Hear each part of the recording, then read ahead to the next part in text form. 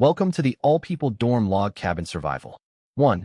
You will be matched in dorm-based units, with 4 people assigned to each log cabin. 2. This is a planet full of unknowns. Thick mists spread across its surface, bringing countless hidden dangers as well as unexpected opportunities. 3. All your illnesses have been cured. Whether it's hemorrhoids, prostate inflammation, or severe physical injuries, every condition is healed. Give thanks to the will of the world. 4. Each dorm will select a dorm leader. The dorm leader gains the ability to draw talents. The strength of your talent will decide whether you live comfortably or merely scrape by in hardship. 5. When you explore an area, the local mist will automatically clear. 6. Nights here are extremely dangerous, and days hold no safety either. 7. Upgrade your log cabin. It is your only shelter. Wake up, everyone. Lying on the lower bunk, Su Chin's eyes flew open. The damp, musty scent of wood mixed with a faint sweet fragrance filled his nostrils. This was not his dorm room. Su Chin sat bolt upright, his heart pounding wildly. He instinctively clutched the quilt covering him. The fabric was coarse, much like thick cotton cloth, with frayed edges. Heavy and damp, it pressed down on him, making it hard to catch his breath.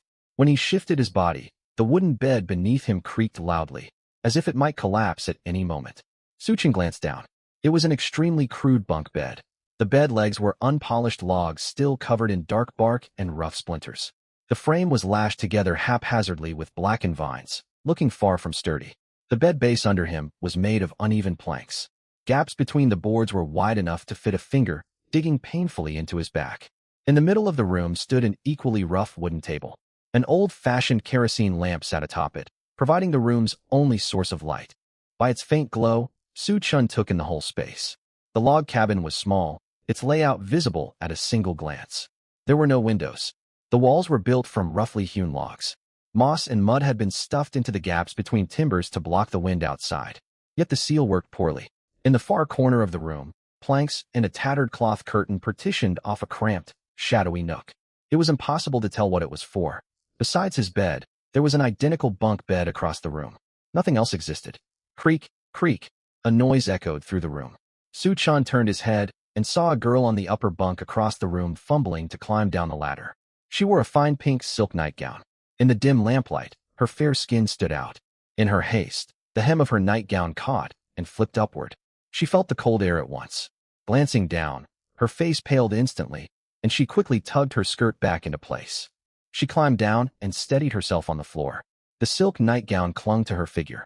Though she tried her best to stay calm, her faintly trembling shoulders betrayed her fear. It was Qin Xia. Su Chin recognized her. They were university classmates. Qin Xia was the class beauty, well known across the whole campus. Nearly 170 centimeters tall, with sleek black hair and exquisitely sculpted features, she normally carried herself with cool reserve, keeping her distance from everyone. Now this girl admired by countless boys stood there in only her thin nightgown, her face etched with panic. The contrast was striking. Just then, another soft, tear-choked voice rang out. "Woo-woo, I want to go home, woo-woo." The sound came from the lower bunk of the opposite bed. Su Chin looked over and saw a small huddled shape under the quilt, trembling violently. After a moment, the quilt shifted open a crack, and a girl poked her head out. She had twin ponytails, a round face and big eyes. Tears welled in her eyes as she stared nervously at her surroundings. She wore a cute lace-trimmed cartoon-themed pajama set. It was Xia Yinin. Su Chin remembered her well. A big fan of anime, she stood around 156 centimeters tall. Her voice was always soft and gentle. She came from a well-off family, owned many elaborate Lolita outfits, and often attended comic conventions and cosplay. Right now, this normally lively girl was clearly terrified, hiding under her covers. "Sister Qin, is that you?" Spotting Qin Xia beside the bed, Xia Yinin latched onto her like a lifeline and cried. "Yinin," Qin Xia replied, her voice tinged with uncertainty. "Sister Qin, I'm so scared. I'm scared too. Would you two stop crying? You're making me even more nervous." Another tear-tinged female voice came from directly above Su Chin, on his upper bunk. Su Chin looked up and met a pair of frightened eyes. The girl on the upper bunk sat up. She had short wavy hair and striking, bold-featured good looks. She wore a gray short-sleeved top and shorts pajama set, revealing toned arms and legs. It was Yushui, the class arts committee member. Talented in singing and dancing, she had hosted multiple large-scale school events and was very popular among male students. Su Chin's mind raced. Qin Xia, Xia Yinin, Yushui. All of them were his classmates. He had never expected to end up in this log cabin with the three of them. Something puzzled him, though. They had not shared a dorm back at university. Why had they been grouped together here? Now was not the time to dwell on grouping logic. He needed to understand their current predicament. Everyone. As the only male in the cabin, his words quieted the three girls, who all turned their gazes toward him. It's obvious we've been transported to an unknown place. Did all of you hear the rules from that voice? Xiaoyini nodded frantically through her tears. Woo, I heard it. All people dorm log cabin survival. It sounds terrifying. Yushui leaned out from the upper bunk. She was calmer than Xiaoyini, yet her face remained pale. Su-chun, what should we do? Su-chen's gaze fell on the cabin's only door, a crude wooden slab with wide gaps between its planks. We need to see what lies outside. He walked toward the door. Don't. Xiaoyini jumped to her feet and grabbed the hem of his shirt. The rules said there's mist outside, and it's dangerous. Su-chen did not turn around. Hiding indoors forever will only make things worse. His reasoning made sense. Xiaoyini hesitated, then let go, yet followed closely behind him. Agreeing with Su-chen's point, Qin Xia stepped forward as well. Seeing this, Yushui, who had climbed down from the bunk, wanted to join them, yet fear held her back, and she kept her distance. Su-chun, Qin Xia, and Xiaoyini reached the door. Instead of opening it immediately, they peered out through the cracks in the wood. An endless thick gray fog rolled before them like boiling steam, swallowing the whole world. Visibility stretched only 7 or 8 meters. Within that short range loomed oddly shaped trees, their twisted branches like contorted giant arms. Dark bark bore strange markings that flickered in the dim light. Rotting fallen leaves carpeted the ground. Everything felt lifeless and desolate. This place was clearly not easy to survive in. At that moment, the cold voice echoed once more inside all 4 of their heads. All 4 cabin members detected awake. Beginning dorm leader evaluation.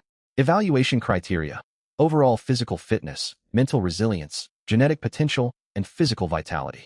Su-chen's cheek twitched. Physical vitality? That was an odd metric. Evaluation complete. Log cabin number 10086. Dorm leader confirmed. Su-chun. Congratulations, Su-chen. As dorm leader, you receive 1 initial talent draw. Note, talent ranks from lowest to highest. F, E, D, C, B, A, S, SS, SSS. Talent strength directly determines your future prospects. Notice, the dorm leader holds absolute authority over the cabin. You may expel or recruit cabin members. No other cabin member can harm you inside the log cabin. As the voice faded, a gaudy game-style roulette wheel appeared, visible only to Su-chun. It was split into countless segments of varying sizes. Some were tiny slivers, while one huge section took up nearly half the wheel. That largest segment was marked with a big F. Within the minuscule segments glinted dazzling golden light labeled SSS. Why him? Why does he get to be dorm leader? Xiaoyini pouted, staring at Su-chen's back. Yushui and Qin Xia exchanged glances, their expressions complicated. Xiaoyini did not fully grasp what being dorm leader meant. The other two understood perfectly. Even though Su-chen had been their classmate, the world had changed. No one could guarantee how people would act. If they offended Su-chen, they might be expelled out into danger. Ignoring the girls' reactions, Su-chen focused entirely on the roulette wheel. This draw would decide all 4 of their fates. He stared at the massive F-rank section and the nearly invisible SSS rank slots, feeling nervous. The odds were comparable to winning the lottery jackpot. Dorm leader, please draw your talent. The system prompt sounded again. Su-chen took a deep breath and mentally said, draw. The wheel spun violently, streaks of colorful light blurring before his eyes. Su-chen's heart rose to his throat. The pointer swept across section after section. F-rank talent, chronic hemorrhoids. Su-chen, E-rank talent, aggravated foot fungus.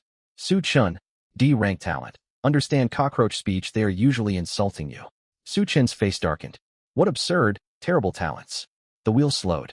The pointer drifted gradually toward the huge F-rank zone. Su-chen's heart almost stopped. It was over. He was going to end up with a terrible negative talent. Right before the pointer settled in the F-rank area, it jerked abruptly, skipping one segment, then another. To Su-chen's utter disbelief, it wobbled and came to rest on an almost impossibly tiny segment shimmering with multicolored light. Ding! Congratulations. You have drawn the unique SSS rank talent, Daily Intel. A unique SSS rank talent? Su-chen read the talent description visible only to him. Talent, Daily Intel. Effect, every day, You may obtain intelligence on resources or creatures within a 100-li radius. Information is prioritized by proximity. Note: upon making your selection, you will receive 3 pieces of perfectly accurate information. Reading this, Su Chen's heart raced. He instantly realized how powerful this talent was. Within this mist-shrouded world full of unknown threats, intelligence could be more valuable than raw fighting strength. With this ability, he could anticipate nearby dangers and claim resources before others. Golden text appeared before his eyes. Make your daily selection now. Resource intelligence. Creature intelligence. Su Chen, what talent did you get? Xia Yinin's soft voice sounded behind him. She leaned over, eyes wide with curiosity. Qin Xia and Yu Shui also looked on, tense and expectant. An SSS-ranked talent called Daily Intel. It gives me 2 types of information: nearby resources or nearby creatures. Choosing one grants between 1 and 3 completely accurate reports. SSS rank, the highest possible rank. Xia Yinin's eyes widened, her mouth falling open in shock. The top-tier talent. That's amazing. We're going to be fine. She hopped excitedly like a little rabbit. Qin Xia and Yu Shui, though less demonstrative, visibly relaxed, relief crossing their faces. This was a huge stroke of luck amid their dire situation. Su Chen, can we use it today? Qin Xia asked, regaining her composure. Yes. Which should we pick first? Yu Shui wondered. Su Chen thought for a moment. First, we searched the cabin thoroughly for food and water. Food and water were survival fundamentals. If none were found inside, they would have to pick resource intelligence right away. The 3 girls nodded and spread out. Su Chen now realized the dark curtain nook was a very basic latrine. Though primitive, the pit was deep, so odor would not become a problem for a short while. Soon, Xia Yinin let out a surprised cry. Come quick. Look what I found, several backpacks. Like an eager hamster, she dragged 2 canvas backpacks out from under her bunk, then hauled 2 more from under Su Chen's bed. The others hurried over. Xia Yinin eagerly unzipped one. Its contents were plain to see. 2 palm-sized compressed biscuit portions, 1 small bottle of mineral water, and a rusty axe. Is that all? She opened the remaining 3 backpacks. Every bag held identical supplies. For 3 30-milliliter bottles of mineral water, for barely functional axes, and 8 palm-sized compressed biscuit portions. The stock was small, yet it was a lifeline for them right now. They searched the cabin carefully once more, but found nothing else. Xia Yinin sat down on the floor, picking up a hard compressed biscuit and pouting. This looks so dry. Can it even taste good? Yu Shui's expression turned grave. We have to ration it. This may be all the food we have for days. As she finished speaking, the cold electronic voice rang out again. Regional chat channel activated. Channel Rule 1. Trading is permitted within the channel. Channel Rule 2. Each person may post 10 public channel messages per day. A translucent interface resembling a messaging app appeared in front of all 4 of them. At the top was written, Region 77777 Chat, Channel 99978/1000. The number kept changing, as many people had yet to wake up. After a brief silence, the channel exploded with messages. Wang Ge Cabin 89757. What on earth is this place? Does anyone know? I was in the middle of something when I got dragged here. Li Gooden Cabin 25041. Help. I don't want to die. I still have loans to pay off. Li Nyodon Cabin 19842. Are you out of your mind? You're stranded in another world and still worrying about loans. Xiao Pangpang Cabin 11100. Quick question. Are your roommates guys or girls? I've got 3 strong men with me. We're set. Oh my gosh, Big Sister Cabin 10101. Wait a second. Can anyone ask where those people are from? Were they wearing socks? Little Chubby Cabin 11100. Why do you ask that? From their accents, they're from the Sichuan Chongqing area. As for socks, I think they all had white ones on. Oh my gosh, Big Sister Cabin 10101. I won't say more. Just hope for the best for yourself. The group chat channel descended into total chaos. Xia Yinin watched with great interest. She leaned over beside Yu Shui and whispered, pointing at the screen. Uft, look at this guy named Dragon Arrogant. What's such a cringy username? Qin Xia frowned beautifully, scrolling silently across her screen, trying to dig out useful information amid the mess. Messages kept flooding the chat channel at a frantic pace. Sister Zhang Cabin 60001. Everyone calm down. The top priority right now is figuring out what's going on. My talent is C-Rank Survey. It can detect small amounts of resources within 10 meters nearby. I'm willing to share what I find. All I want is a stable alliance. Dragon Arrogant Cabin 95270. An alliance? Ridiculous. In a place like this, only the strong survive. I awakened an A-rank talent swordsman. Anyone who disagrees can come test me. By the way, any pretty girls around? This guy can keep you safe. Customer service, Shally Cabin 38384. Dear, maybe focus on surviving tonight before thinking about protecting girls. West Wind Blows Cabin 74110. What's with all these weird usernames? Shouldn't everyone use their real names? Lee Xian Cabin 65333. By the way, does anyone dare go outside to take a look? Haheda Cabin 76344. Dude, are you brave enough to step out? Thick white fog covers everything. Who knows what horrors lurk out there? Sule Cabin 53353. What's so scary about going out? Didn't the rules say daytime is mostly safe and danger only comes at night? Juju AI Cabin 12344. Don't talk nonsense. One of my roommates stepped outside a little while ago. There was a scream, and he hasn't come back ever since. Sule Cabin 53353. Oh no, don't scare me like that, guys. I'm already outside. That last message brought the whole chat channel to a momentary silence. The atmosphere inside the cabin also dropped to freezing point in an instant. Xia Yinin let out a short whimper. Like a frightened little rabbit, she darted behind Su Chun. She grabbed the back of his shirt tightly with both hands, her small body trembling non-stop. Su Chun could feel her pressing against his back. Yushi's lips trembled a little, yet she forced herself to stay calm as she analyzed. It seems there is still danger outside, even during daytime. We cannot head out for now. But our food and water. Qin Shia's voice sounded hoarse. She stared at the tiny bottle of mineral water beside her, her frown deepening. If we don't go out now, it will be far more dangerous once night falls. By then we truly will have no chance left. Dead silence filled the cabin. Xia Yinin's quiet sobs were clearly audible. After a long while, Qin Xia seemed to have made a major decision. She lifted her head, her cool gaze fixed straight on Su Chun. Fear made her voice tremble slightly, yet her tone was firm. Su Chun, use your talent. Choose resource intelligence. She paused, her chest rising and falling with nervous tension. I will go look for supplies outside. No way, Sister Qin. It's way too dangerous out there. As if her tail had been stepped on, Xia Yinin jumped straight up from the floor and shouted in opposition. Yeah, Xia. It's really too dangerous out there. Let's talk this over more. Yushi tried to persuade her too, though her voice lacked confidence. Su Chen looked at Qin Xia in surprise. He had never expected this usually reserved and cool, tempered class beauty to be the first one proposing to take action. By contrast, Yushi, who was more outgoing back at school, appeared far more timid. It was understandable. The world beyond the cabin was completely unknown. No one could tell what terrible things hid within the churning thick fog. One wrong move could cost them their lives. Still, Qin Xia made a valid point. Sitting around waiting for supplies to run out was a guaranteed death sentence. What little supplies they possessed would barely feed 4 people even with extreme rationing, not even lasting a full day. If they wanted to survive, they had to venture out to gather more resources. Su Chen stopped hesitating. He summoned the talent interface only he could see and focused his mind on the resource intelligence option. You have selected resource intelligence. Brand new golden text appeared clearly before Su Chen's eyes. Roughly 200 meters due east of the cabin, beneath a twisted 3-trunk willow tree, a white supply crate is buried. Inside are urgently needed food and fresh water. 200 meters. That was quite close. A flicker of relief crossed Su Chen's mind. That distance was manageable. We've got information.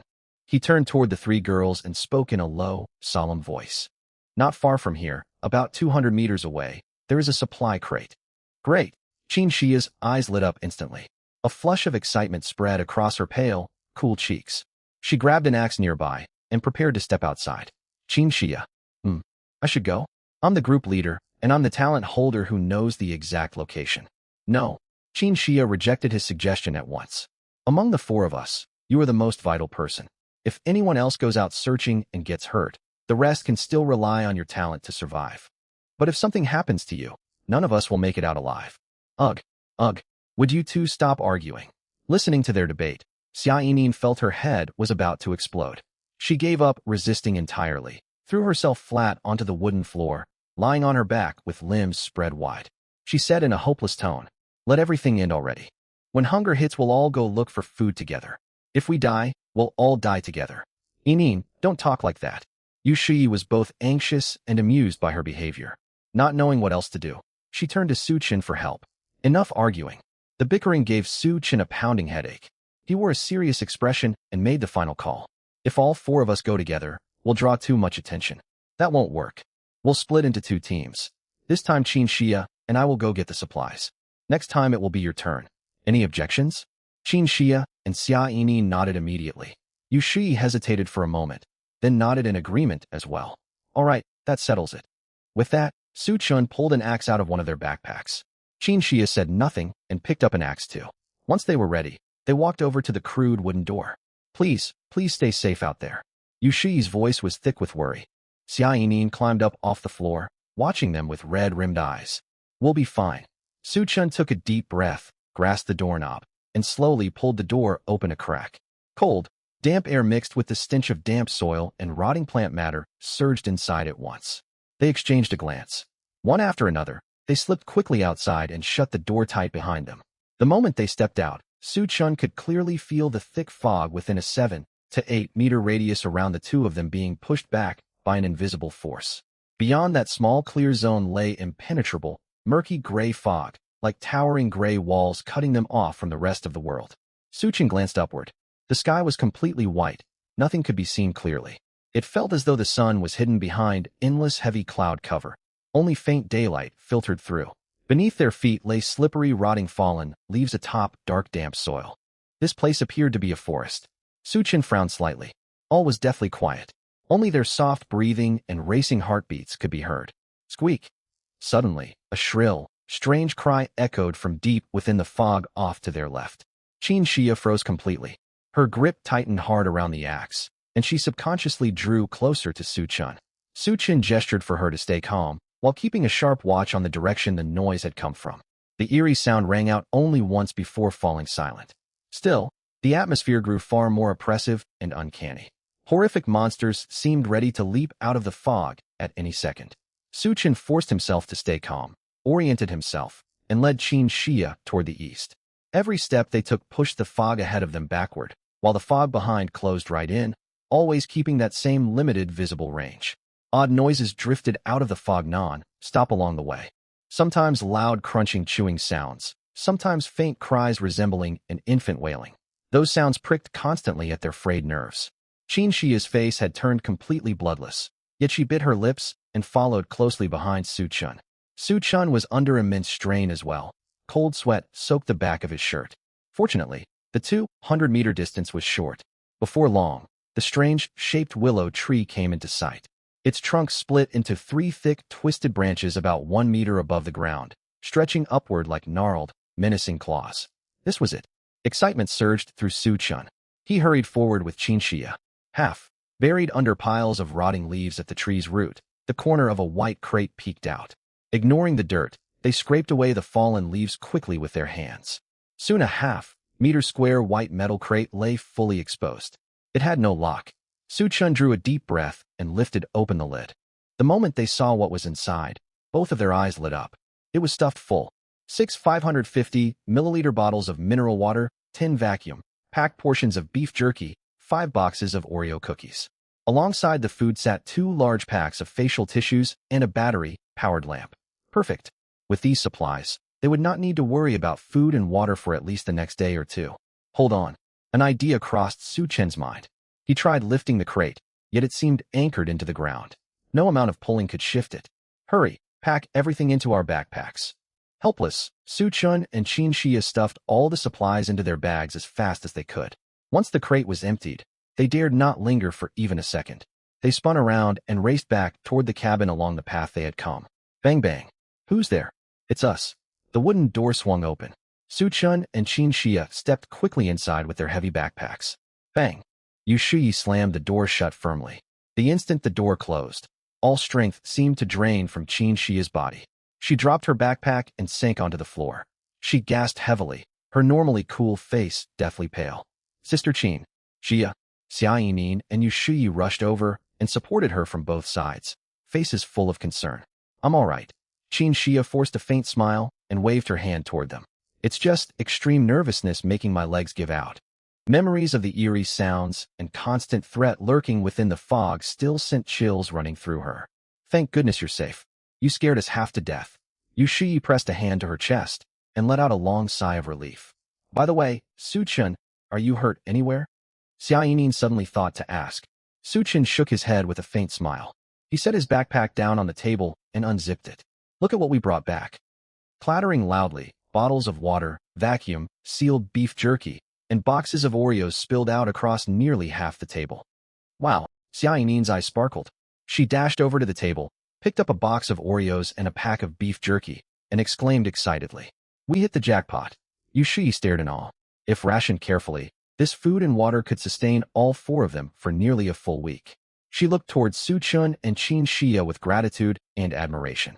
Supported by Xiaoyin, Qin Xia stood up. Seeing the pile of supplies, some color returned to her pale cheeks, and a smile tugged at her lips. The risky trip had absolutely been worth it. Let's eat something. We're all starving. Su-chun tore open a pack of beef jerky and handed it to Qin Xia. Thank you. Qin Xia accepted it and ate small bites. Research said after extreme fear and stress, food brought intense comfort and joy, and Qin Xia felt exactly that way. Even though she came from a well-off background and had dined in fancy restaurants, she thought this simple beef jerky was the most delicious thing she had ever tasted. Xiaoyin had already ripped open a box of Oreos, popped one in her mouth, and squinted happily. Classic cream flavor. I never realized how good these could taste. Food lightened the mood inside the cabin. Fear and tension faded temporarily.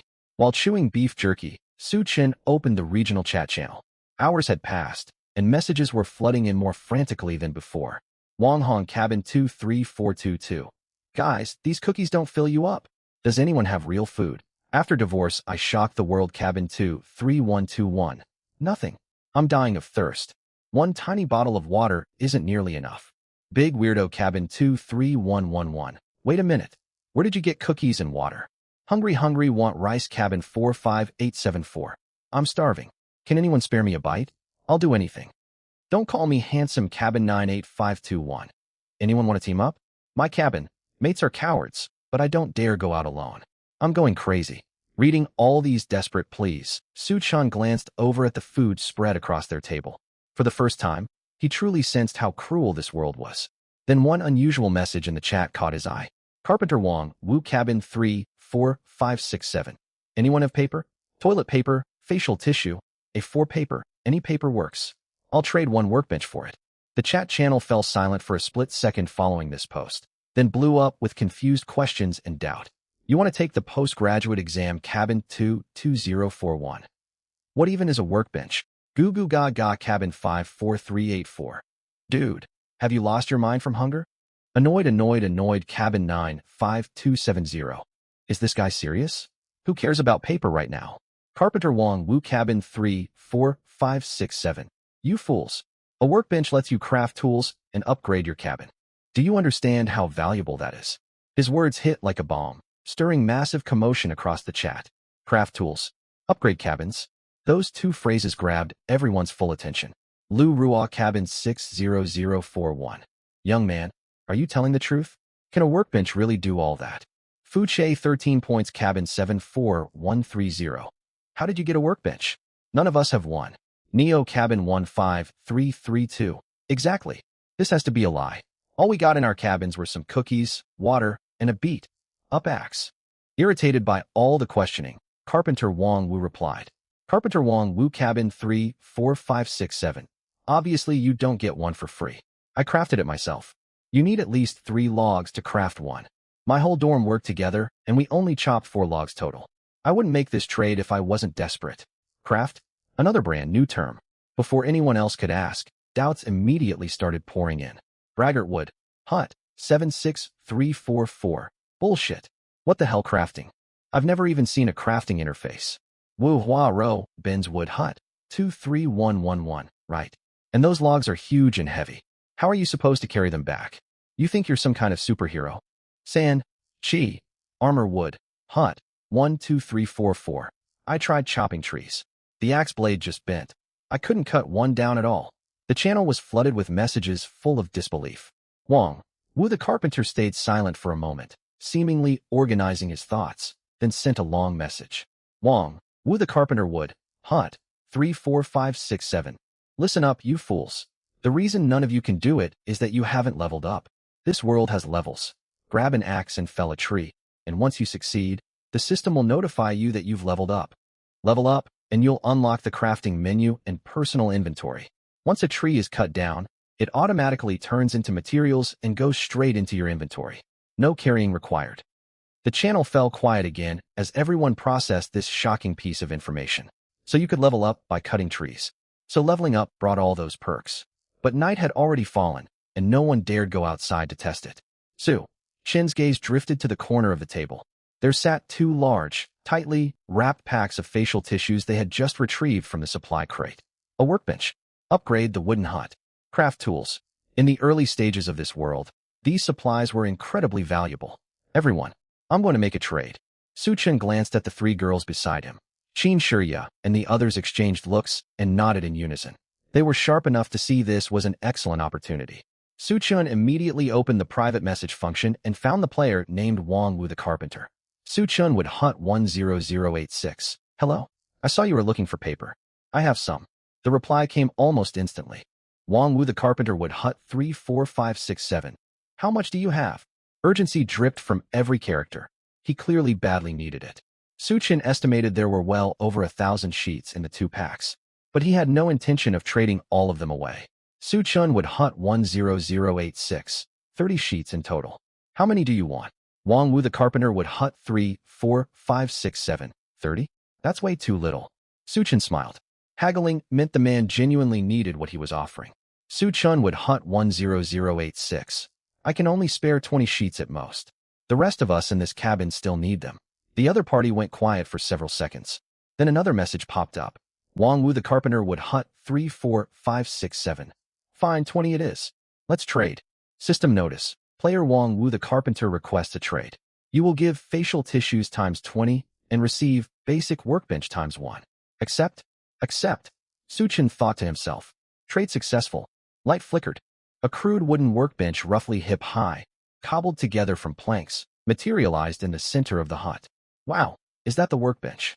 Xiaoyin leaned forward curiously and prodded its rough wooden surface with a finger. It looks really shabby. Qin Shiya and Yushu also gathered round, faces full of curiosity. Suchin reached out and touched the workbench. The moment his palm made contact with the surface, a translucent interface popped up.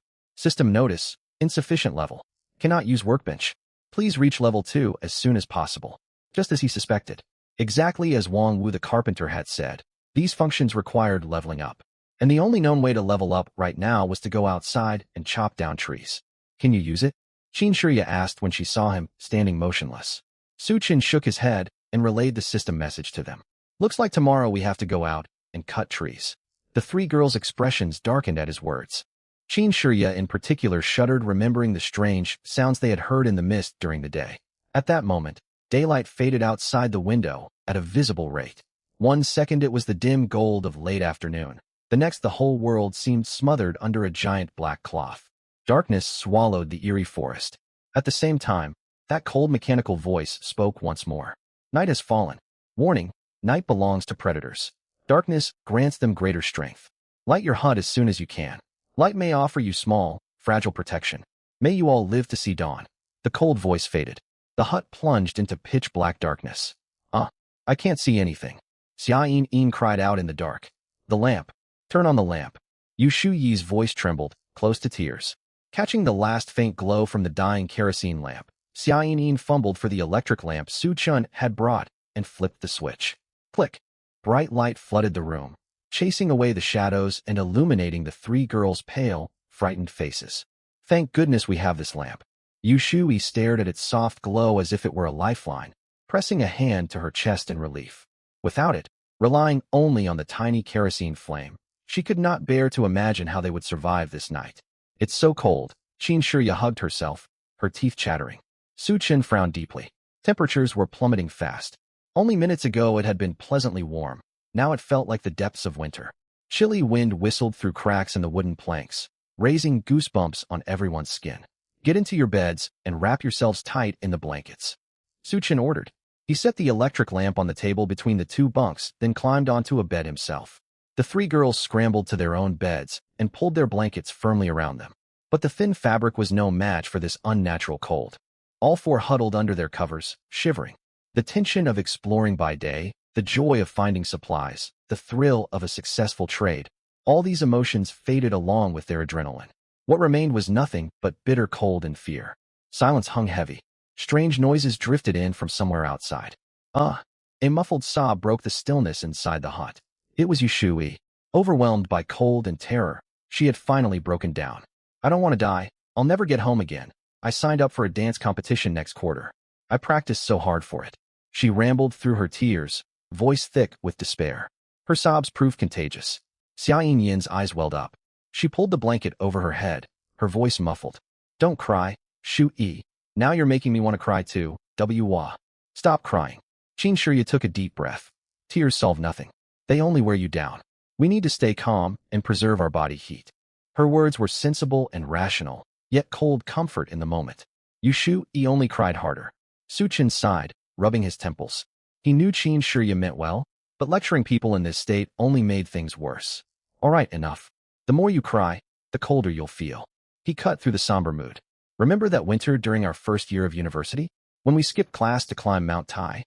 His abrupt remark quieted Yushu Yi and Xia Yin mid-sobs. Xia Yin poked her head out from under the blanket, nose stuffed up. I remember. The wind was insane. My fake bangs almost got blown straight apart. Her comment lightened the heavy atmosphere. A faint smile tugged at Qin Shirya's lips. Her tone stayed cool, but held a hint of teasing. Someone bragged about having endless stamina and wore nothing but a hoodie. Got snot frozen on the mountain top and had to borrow tissues from me. Ahem. Su Chun cleared his throat awkwardly. That was youthful recklessness. Honestly, though, you were really dependable today, Su Chun. Xia Yin sniffled and turned toward him. If we were still back at university, I might even have developed a crush on you. Cut that out. I'm not interested in playful banter like that. Su Chun waved a hand dismissively. Jerk Su Chun. I'm ignoring you. Xia Yin spun over, and her fear of the cold faded a little in her annoyance. Back then we thought final exams were the worst thing that could happen to us. Yushu Yi wiped her eyes, her mood stabilizing. Now worrying about tests feels like such a luxury. Yeah. Xia Yin sighed. I still owe the anime club a cosplay costume. I wonder if I'll ever get to return it. You will. Su Chen looked at them, his tone firm. We're all going to make it back alive. Trapped inside the frigid little hut, the four of them talked about small, happy memories that now felt like distant luxuries. The cold lingered, yet they felt closer to one another, and their fears softened. Then, huff, huff, heavy, rasping breathing suddenly came from outside the walls. The fragile peace shattered instantly. Their conversation died. Scrape, scratch. Something sharp dragged across the wooden wall right beside them. Wood dust showered down. Su Chen pinpointed the source, the wall by the front door. Inside the hut, the three girls went deathly pale. Xia Yin scrambled up onto the upper bunk and buried herself against Yushu Yi. Qin Shirya kept her composure, but huddled under her blanket, eyes fixed rigidly on the door. Huff, huff, the ragged breathing carried clearly through the thin planks. It sounded almost like a wolf. It's going to get in. Xia Yin whimpered, shaking violently. Yushu Yi held her, trembling just as badly. The scraping and digging drew nearer and louder. It felt as though the wall would burst apart at any second. Su Chen's expression turned grave. He stared hard at the wall. Sitting tight and waiting was not an option. His mind raced. Weapons. They only had 4 worn-out axes. Charging out to fight whatever lurked outside would be suicide. Calling for help was pointless. They needed to drive the creature away, or at least hold out until dawn. Light. A line from the system warning flashed through Su Chen's mind. Light may offer you small, fragile protection. An idea bloomed in his head. He jumped off the bed and grabbed the electric lamp from the table. Su Chen, what are you doing? Yushu Yi shrieked in fright at his sudden movement. Su Chen said nothing. He cranked the lamp to its brightest setting and aimed its blazing beam straight at the section of wall where the sounds originated. The hut was crudely built. Gaps remained between the wooden boards, even plugged with mud and moss. Cold wind had been seeping through them all night. Now the brilliant light shot through those cracks like sharp arrows into the outer darkness. Screech. A shrill, pained, furious scream exploded from outside. The scraping and digging noises cut off at once. The heavy panting vanished. Silence fell again. Su Chen stood frozen holding the lamp. The 3 girls inside held their breath. You could almost hear their heartbeats. 1 second. 10 seconds. 1 minute. No further sounds came from outside. The unknown monster seemed to have fled from the light. Is it gone? Xia Yin whispered, her voice still shaking. Nobody could answer her. Su Chen waited a while longer to confirm all was quiet before slowly lowering the lamp. Sweat beaded across his forehead and exhaustion washed over him. It seems that thing fears light. Qin Shiya's voice was hoarse. She climbed down from her bed and looked at the lamp in Su Chen's hands, her expression complex. Are we safe now? He found it hard to believe. For the moment. Su Chen's reply offered little comfort. He walked to the wall. In the lamplight, he saw deep gashes carved into the wood near the doorway. One spot was worn extremely thin, almost pierced all the way through. A few more minutes, and it would have broken through completely. It could come back. Su Chen said grimly. We cannot all sleep. If we fall asleep and it finds another way in, none of us will survive. His words renewed their dread. We should take turns keeping watch. Qin Shiya quickly formulated a plan. While one stays awake, the other three rest. That way someone is alert until dawn, and we keep the lamp lit. If you start getting sleepy, wake the next person immediately. It was their only viable option. I'll go first. A quiet voice spoke up. Everyone turned to look. It was Yushui. Her face was still pale, but resolve shone in her eyes. I'm tired of just crying and being useless. I want to contribute something. Su Chen felt surprised, yet also approving. Adversity made people grow fast. All right. He handed her the electric lamp. Yushui took a deep breath and accepted it. Years of dance training had given her a fit, athletic physique. She wore athletic shorts and a short-sleeved sports top. In the lamp glow, her toned arms and legs stood out, showing the physical conditioning built from constant practice. When she gripped the lamp, faint muscle definition showed along her forearms. Then I'll take second shift. Encouraged by Yushui, Xia Yin volunteered bravely. Third for me. Qin Shiya said calmly. Fine. I'll take the last watch. Su Chen finalized the rotation. Just as they settled the schedule, crack. The badly damaged wall gave way. A chunk of wood fell out, leaving a dark hole. Even colder wind gusted in, carrying the stench of rotting soil. Ah! Xia Yin and Yushui cried out in alarm. Fatigue soon crashed over them. Su Chen, Qin Shiya, and Xia Yin climbed into their beds, wrapped themselves tight in blankets, and forced themselves to sleep. Yushui stood alone near the door holding the lamp. She kept its beam trained on the hole and the entrance, constantly scanning her surroundings. Every gust of wind and every creak of timber made her jump. Still she bit her lip and stayed quiet, determined not to disturb the others sleeping. Time dragged on endlessly. After what felt like forever, Yushui's eyelids grew heavy. Just as she was about to nod off, a hand tapped her shoulder. It was Xia Yin. My turn, Shui. Go get some sleep. Yushui passed over the lamp in relief. She collapsed onto her bed and fell asleep instantly. Xia Yin kept watch in her own way. She hummed off-key snippets of anime theme songs and doodled strange symbolic patterns on the wall, as if these could grant her courage. Next came Qin Shiya. Though afraid, she stayed composed, scanning every corner of the hut with sharp eyes. Fortunately, there were no further monster attacks through the night. Su Chen was woken from light sleep by Qin Shiya. His head felt heavy and foggy.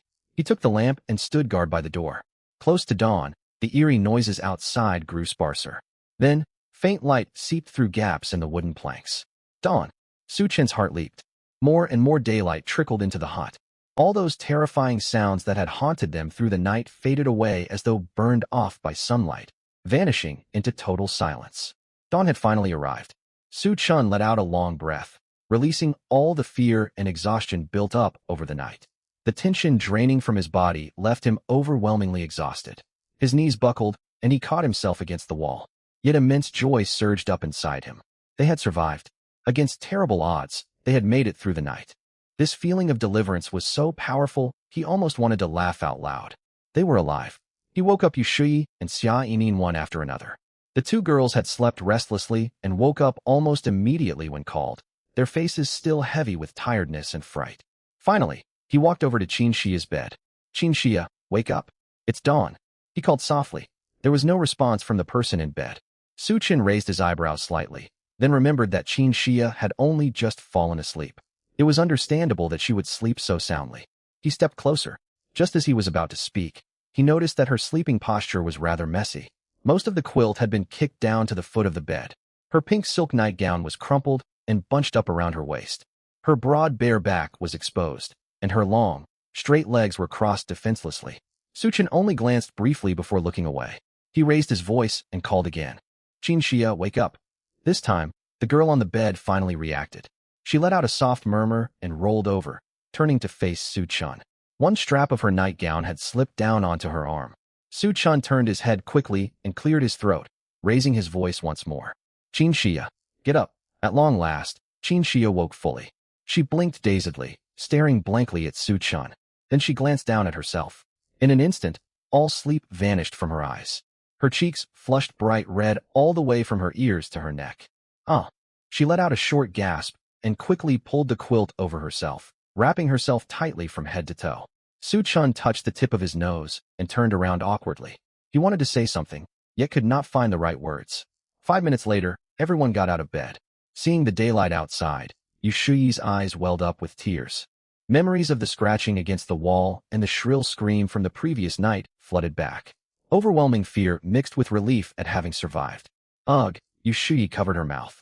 At first, she only sobbed quietly, but soon her emotions spilled over into loud weeping. Her tears were not just from fear, but from the release of pent-up stress. Xia Yinin had still been half asleep, but seeing Yu Shuyi cry brought back all her terrifying memories of the night before. Her face paled, her lips trembled, and she burst into tears. I thought we were all going to die, Wu. She cried like a child, tears streaming down her face. Then there was Qin Xia.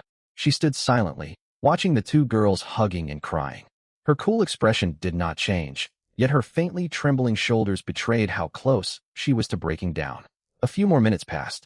Qin Xia suddenly turned her back to everyone. There was no loud wailing, only violent, silent shaking of her shoulders. Su Chen watched the scene and stepped quietly aside without disturbing them. He knew they needed this chance to let out their feelings. After a long while, the crying died down, leaving only intermittent sniffling inside the wooden house. The four of them sat down on the floor around the table and silently gnawed on beef jerky. After the previous day's consumption, only 4 pieces of beef jerky, 2 bottles of mineral water, and 1 box of Oreos remained. On the other hand, they still had nearly 1,000 sheets of paper, more than enough for whatever they might need. The atmosphere was heavy. Su Chen cleared his throat and brought up the next matter. A new day has begun. It's time for us to make a choice. Should we pick supplies again? Xia Yinin spoke first, sniffling and shaking her half-empty water bottle. It never hurts to stock up more food. Her reasoning made sense, and Yu Shuyi nodded in agreement. Qin Xia, however, held a different opinion. She took a deep breath, having mostly recovered from her emotional outburst. I suggest we choose biological intelligence. We survived last night thanks to the light, but we still have no idea what those creatures out there are. We don't know how many there are, or whether they have weaknesses other than fearing light. We can hold on for another day or two with what little food and water we have. We can choose supplies tomorrow. Qin Xia's words sobered everyone up. If Su Chun had not thought quickly the night before, they might all be dead. You're right, Sister Qin. Xia Yinin's expression turned serious as she set down her Oreo. Know your enemy, and you will win every battle. We have to find out exactly what those monsters are. Yeah, I agree too, Yu Shi added. Su Chen nodded. He himself leaned toward this choice. Without further hesitation, he focused his mind on the biological intelligence option. You have selected biological intelligence. Intelligence refreshing golden text slowly appeared before his eyes. To his delight, 2 entries showed up. First, order monster, zombie. Creatures infected by an unknown virus. They move slowly, feel no pain, and survive by devouring fresh flesh. Weaknesses, afraid of strong light and fire. Destroying the head will kill them completely. They will spontaneously combust under direct sunlight during the day. First, order monster, werewolf. Fierce nocturnal predators. They move swiftly, possess sharp claws and fangs, and have extremely powerful senses of smell and hearing. Weaknesses, also afraid of strong light and fire. Silver objects deal special damage to them. Zombies, werewolves. Su Chen's pupils shrank. These were familiar figures from countless horror movies and games. What is it? What information did you get? Qin Xia noticed the change in his face and asked nervously. Su Chen took a deep breath and repeated both pieces of intelligence word for word. Zombies. Xia Yinin's hand shook, spilling cookie crumbs all over the floor. Are they like the slow-moving, biting creatures in the movies? And werewolves? What kind of place is this? Yu Shi's face went pale. Creatures that only existed in fiction were now real. Wait.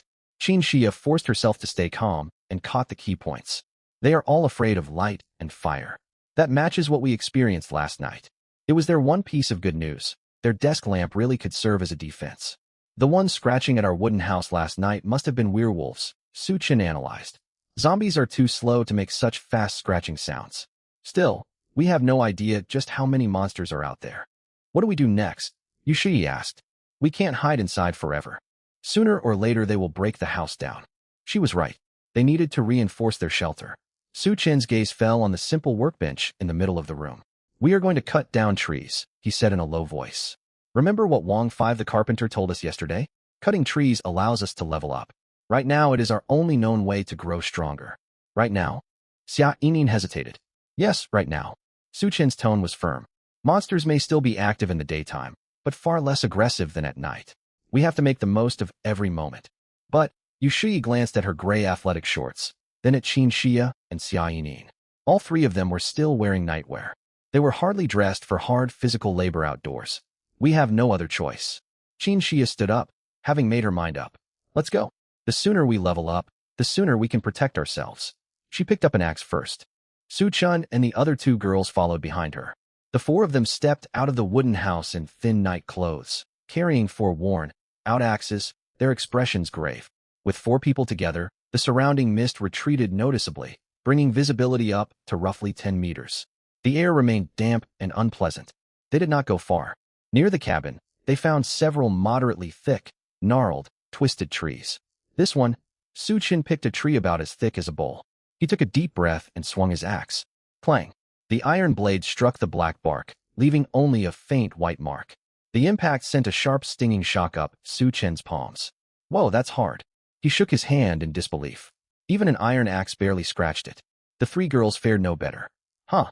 Xia Yinin struck a dramatic pose just like characters in anime and swung her axe with all her strength. She lost her balance the moment the axe left her hands and plopped down onto the ground. Her cute cartoon, printed nightwear got covered in wet rotting leaves and black mud. Ow, my bottom hurts. She rubbed her rear, on the verge of crying. Yushi had dance training, giving her better coordination and strength. She adjusted her stance, bent her knees, twisted her waist, and swung the axe using her whole body. Clang! Her blow left a shallow gash in the trunk. Still, after several swings, she was gasping for breath. Sweat dripped down her forehead and dampened her short side hair. Her close-fitting gray short-sleeved top grew damp with perspiration. She kept wiping sweat away with the back of her hand, paying no mind to her surroundings. Qin Xia faced her own difficulties. Her silky pink nightgown was ill-suited for this kind of work. Gripping the axe handle firmly, she aimed at the tree trunk. The soft fabric stuck to her skin as sweat soaked through it after several chops. Irritated by the restrictive clothing, she paused, frowned, pulled up her slipping shoulder strap, and tugged at the clinging skirt hem. A look of annoyance crossed her cool features. Su Chin stole only one quick glance before looking away. He refocused completely on the tree in front of him. He abandoned fancy technique and relied purely on brute force. One swing, two swings, three swings. Clang, clang, clang. He repeated the motion mechanically. Sweat soaked through his t-shirt, and his arms ached terribly. Still he would not stop. This was their only path to survival. He lost count of how many times he swung. The skin on the base of his thumbs split open and oozed blood. Just as he was nearing his limit, crack! A sharp splitting sound rang out. The bole, thick tree slowly toppled sideways. Boom! The trunk crashed heavily onto the ground, scattering rotting foliage. The instant it fell, a glow only Su Chun could see wrapped around his body. Congratulations! You have reached level LV.2. Backpack function unlocked. Crafting function unlocked. The massive fallen trunk dissolved into faint light and vanished. Wood times 5, apple times 1 have been stored in your backpack. Su Chin stood there panting heavily. A translucent game-like interface appeared before his eyes. He focused his mind and opened the backpack icon. A storage grid of 2 rows and 5 columns, 10 slots total, unfolded. In the first slot sat icons for 5 pieces of processed wood. It really had worked. Su Chun, did you just level up? Yushi's surprised voice pulled him back. All 3 girls had stopped chopping and stared in shock. The tree, where did the tree go? Xia Yinin rubbed her eyes in complete bewilderment. Su Chun contained his excitement and smiled toward them. What Carpenter Wang 5 said was true. I leveled up. The tree went into a system storage space called the backpack. It can hold multiple copies of the same item in one slot. The news acted like a powerful morale boost. Fatigue seemed to melt away. Hope rekindled inside them as they looked at their half-felled trees. I want to level up too. Xia Yinin jumped back to her feet, grabbed her axe, and charged toward her tree. Clang, clang. Before long, A crash came from Yu Shi's direction. Her tree fell and dissolved into light. A soft glow surrounded her. I leveled up too. She dropped her axe, covering her mouth in joyful disbelief. Another dozen minutes passed, and Qin Xia finally chopped her tree down. Leaning against another trunk, she breathed hard. Sweat plastered strands of dark hair to her pale cheeks, yet her eyes shone with triumph. Only Xia Yining still struggled with her tree. Ha! Huff! Ha! Huff! She grunted with every swing, her face bright red, her twin ponytails coming loose from all the movement. Su Chun, Qin Xia, and Yu Shi, all worn out, stood watching her. Keep going, Yining. Imagine the tree is your favorite anime character. That will give you strength. Yu Shi joked between gasps. It's not. My favorite character isn't this hard. Xia Yining retorted breathlessly without slowing her swings. Su Chun laughed at her determined struggles. Xia Yining, are you tickling that tree? Put some real power behind it. Easy for you to say. Come down here and try it yourself. Xia Yining glared at him. Deep down she worried about being the group's weakest link. She wanted to hit harder, yet her strength was nearly spent.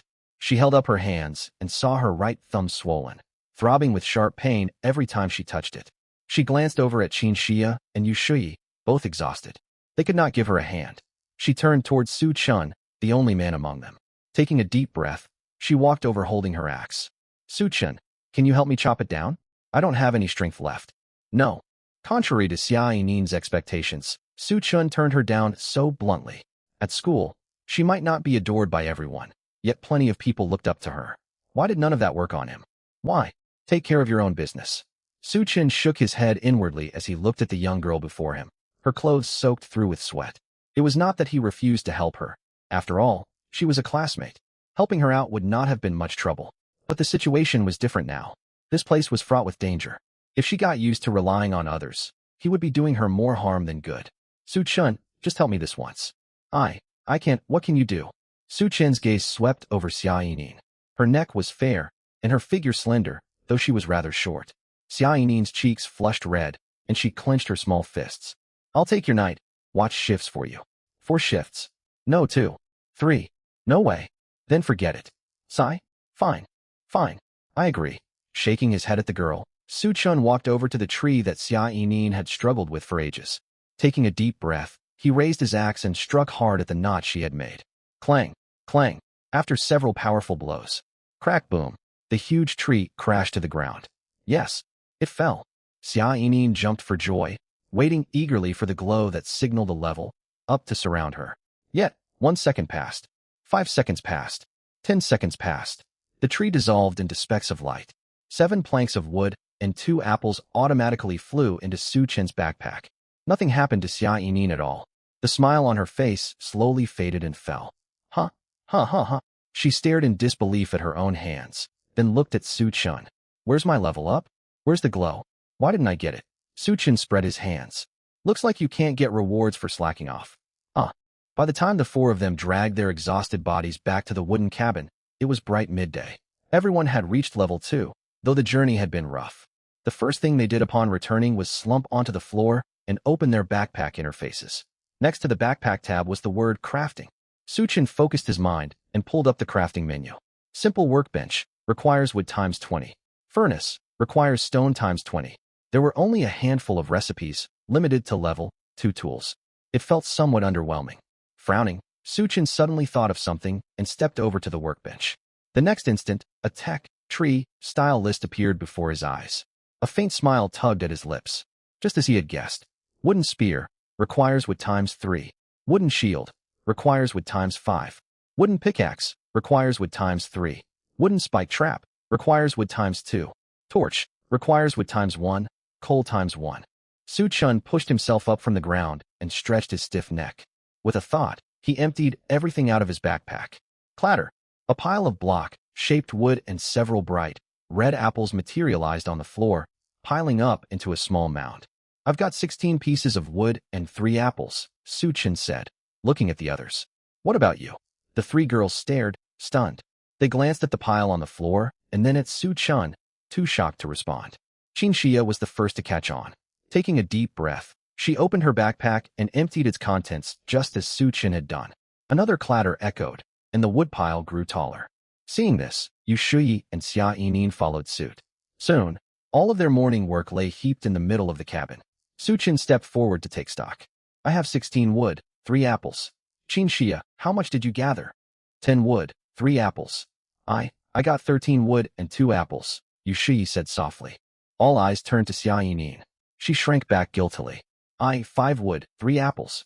She felt embarrassed having collected the least amount of wood. Suchun said nothing and quickly tallied their supplies. 16 plus 13 plus 10 plus 5 makes 40, 4 pieces of wood. 3 plus 3 plus 2 plus 3 gives 11 apples. He turned toward the 3 girls still sitting on the floor. This is what we earned this morning. With these resources, we can live more safely and comfortably. The girls' eyes lit up as they gazed at the pile. It had been back-breaking work, but their efforts had borne fruit. All that wood and every apple was proof of that. Everyone, I have an idea, Suchin said solemnly. We are a team. Resources serve us best when managed collectively. From today onward, I will distribute everything. Any objections? Xia Yinin and Yushi glanced instinctively at Qinxia. After a few seconds of silence, Qinxia shook her head. None. Me neither. I don't have any issues either. The other two added at once. Suchin nodded and stored all the wood and apples back into his backpack. Seeing wood times 44, apple times 11, in his inventory filled him with a new sense of security. All right, everyone, gather around. He clapped his hands. Now that we have resources, our first priority is reinforcing our home. He pointed to the wall torn open by monsters the night before. That hole has to be fixed. None of us will sleep safely tonight if we leave it like this. How do we repair it? Yushi asked. Suchan brought up the crafting panel. Simple repair station, requires wood times 13. Description, used to mend buildings and tools. This is what we need. Without hesitation, he selected the craft option. Consume wood times 13 to craft simple repair station. Yes. Wood in his backpack dropped from 44 to 31. Soft light swirled above the workbench. Dozens of translucent wooden fragments spun, merged, and reshaped. Seconds later, the glow faded, leaving a compact portable toolbox resting on the surface. Wow, the 3 girls watched in awe. This spectacle of objects being created out of thin air struck them deeply. Suchin picked up the toolbox and walked over to the damaged wall. A system prompt popped up. Building damage detected. Consume wood times 1 to repair. Yes. One more piece of wood vanished from his inventory. Gentle green light streamed from the repair station, wrapping around the hole. Countless tiny glowing wood fragments swarmed over the cracks and gaps. In less than 10 seconds, the ragged opening vanished completely. The wall looked whole and even sturdier than before. Done. Suchin put the repair station away and clapped dust off his hands. Our safety is half secured for now. Next comes development. Returning to the workbench, he reopened the crafting list. Stone pickaxe, requires wood times 1, raw stone times 3. Stone sword, requires wood times 1, raw stone times 2. Iron sword, requires wood times 1, iron ingot times 2. Iron bucket, requires iron ingot times 5. Iron chestplate, requires iron ingot times 8. Right now, stone tools are the only upgrades within our reach, Suchin explained. Higher tier iron gear calls for iron ingots, which we cannot obtain yet. Stone tools. Qinxia frowned slightly. Then, where do we get raw stone? The workbench entry shows how to obtain materials, Suchun replied seriously. Raw stone lies beneath the soil. We need to go mining. He scrolled through the crafting menu and paused at the wooden pickaxe icon. Wooden pickaxe, requires wood times 3. Description, a crude pickaxe, yet far better than digging with bare hands. 1 for each of us. 4 pickaxes need 12 pieces of wood. Any complaints? No. The 3 girls answered in unison. They trusted his judgment completely. Consume wood times 12 to craft wooden pickaxe times 4? Yes. Familiar white light flashed, and 4 brand new wooden pickaxes appeared on the workbench. Suchun handed 3 to the girls and kept 1 for himself. They tested swinging them. Though made of wood, they felt solid and their tips were sharp. Suchin glanced at his inventory. Let's make 4 wooden shovels too. Consume wood times 8 to craft wooden shovel times 4. Yes. For shovels materialized shortly afterward. Let's tally our expenditure. Suchin held up fingers. 13 wood for the repair station, 1 for fixing the wall, 12 for 4 pickaxes, 8 for 4 shovels. Total, 34 wood spent. We have 10 wood and 11 apples remaining. He laid out the numbers plainly. Everyone, grab your pickaxes and shovels. Shouldering his own tools, Suchun said, our target, raw stone. Let's move out. Right now? Xia Yinin's face fell. Good grief, give us a break. My arms feel like they don't belong to me anymore. She massaged her sore shoulders, looking utterly worn out. Yushui also looked uneasy. She had barely recovered and still ached all over. Heading straight back into heavy labor felt overwhelming. Even the resolute Qin Xia knitted her brows. Su Chen's tone did not soften. Daytime brings bright sunlight when zombies are at their weakest. We have to seize this window to gather as many resources as we can. Do you want to spend another night listening to werewolves scratch at our doors with no proper weapons to defend ourselves? His words doused their urge to slack off. They all remembered the terror of the previous night, the helplessness they never wished to relive.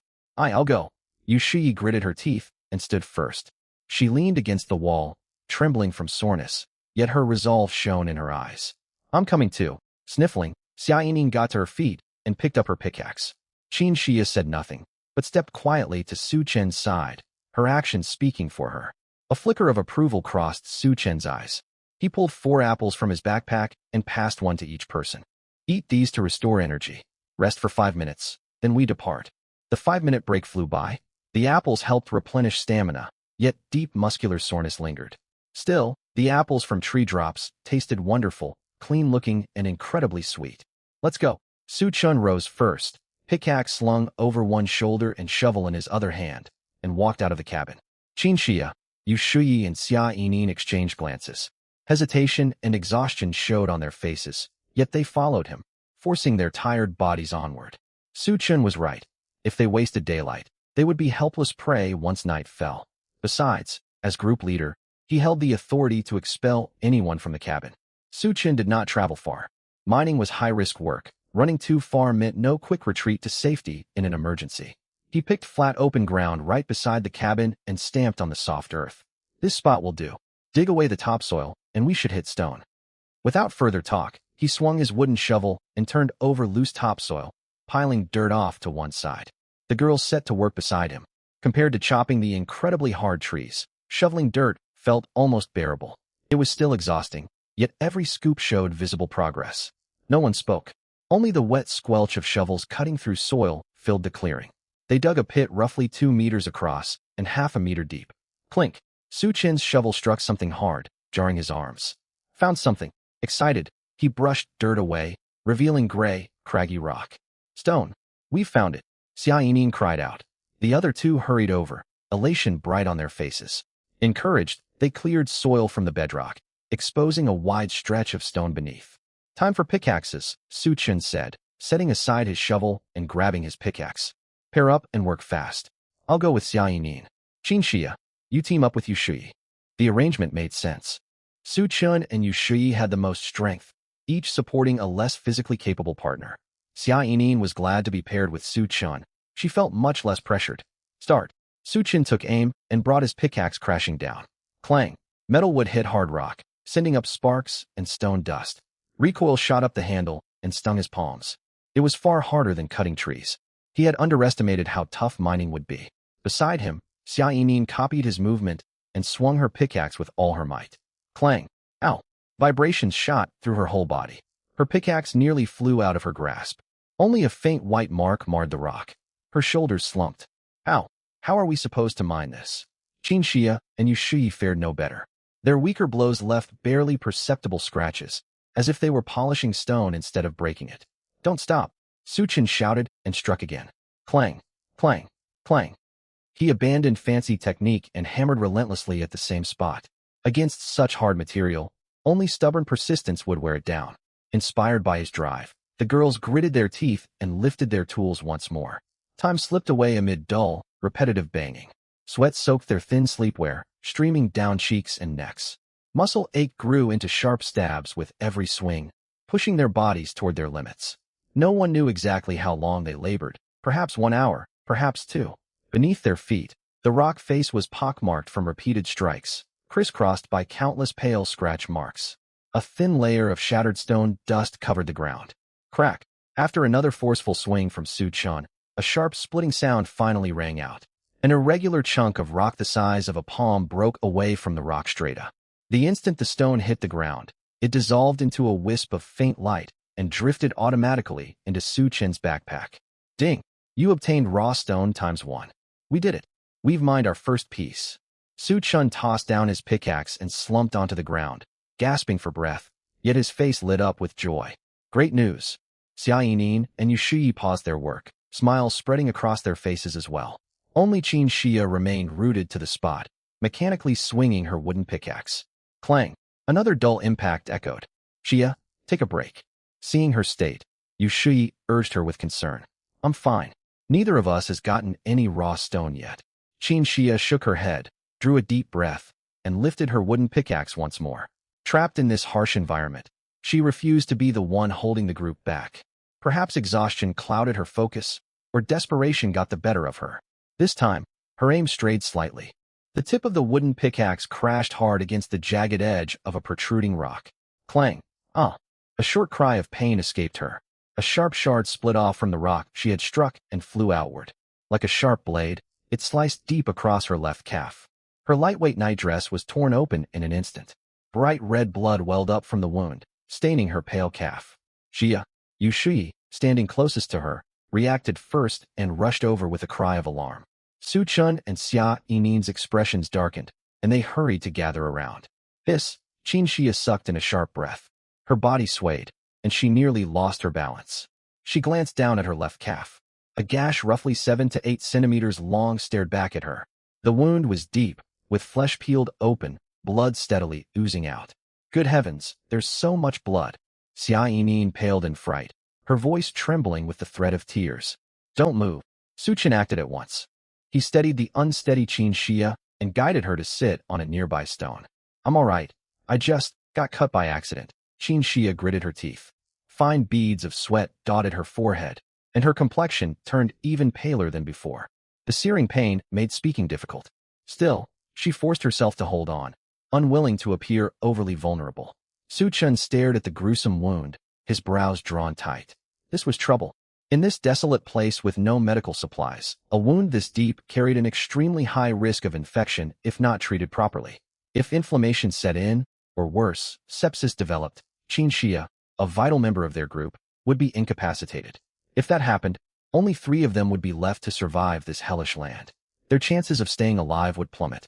He could not let that happen. Stay with her. I'll fetch supplies.